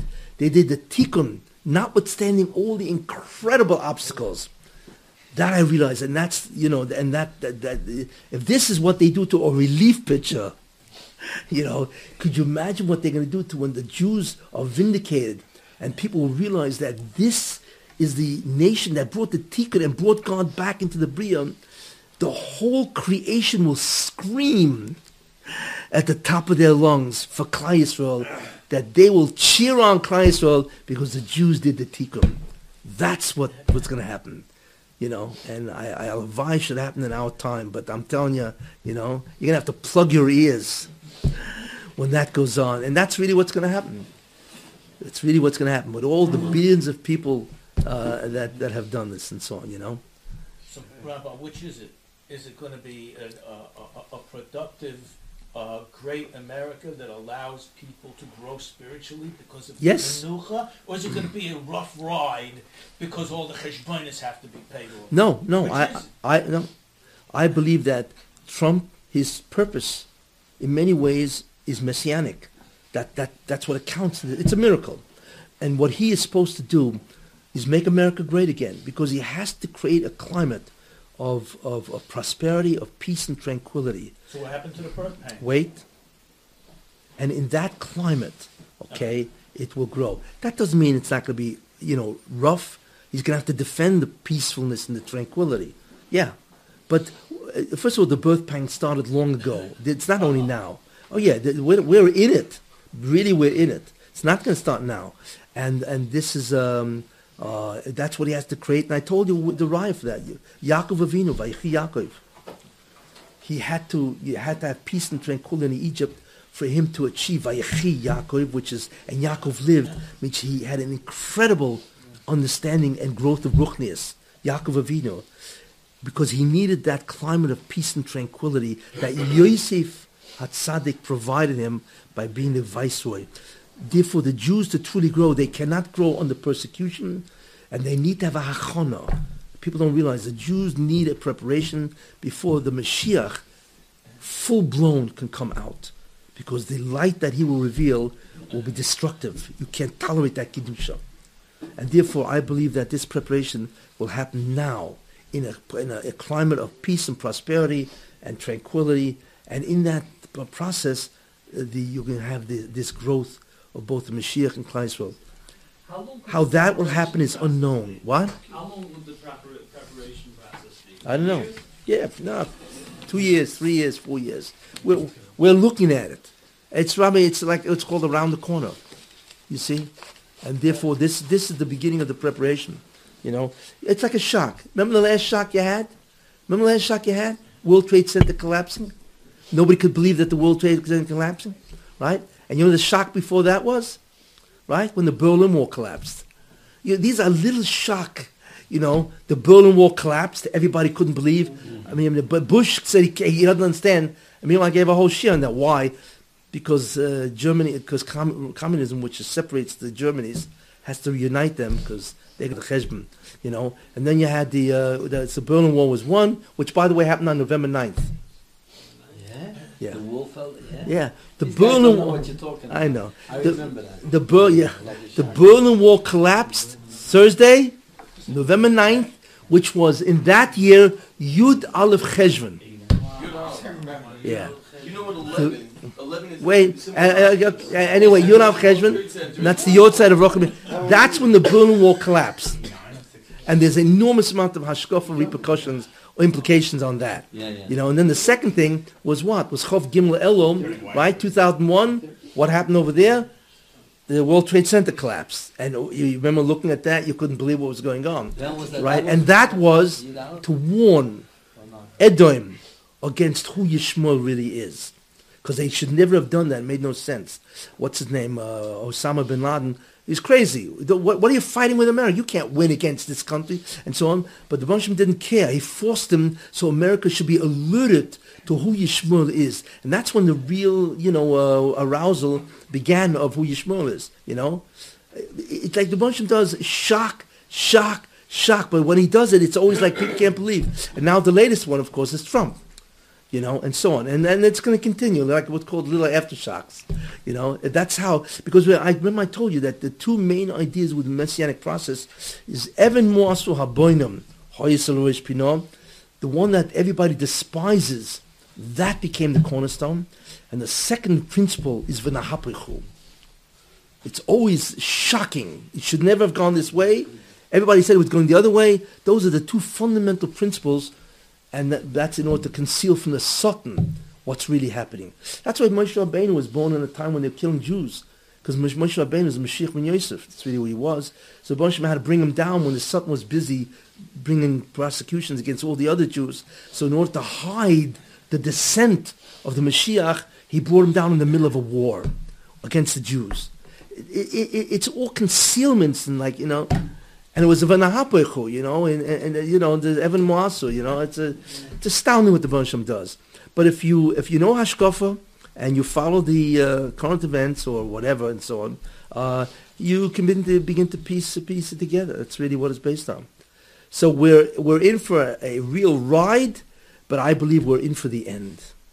Finally, it'll be over, and it'll be incredible. Once the Jews are redeemed, nobody can comprehend what the Messianic era will be like. Forget about Edom Habo.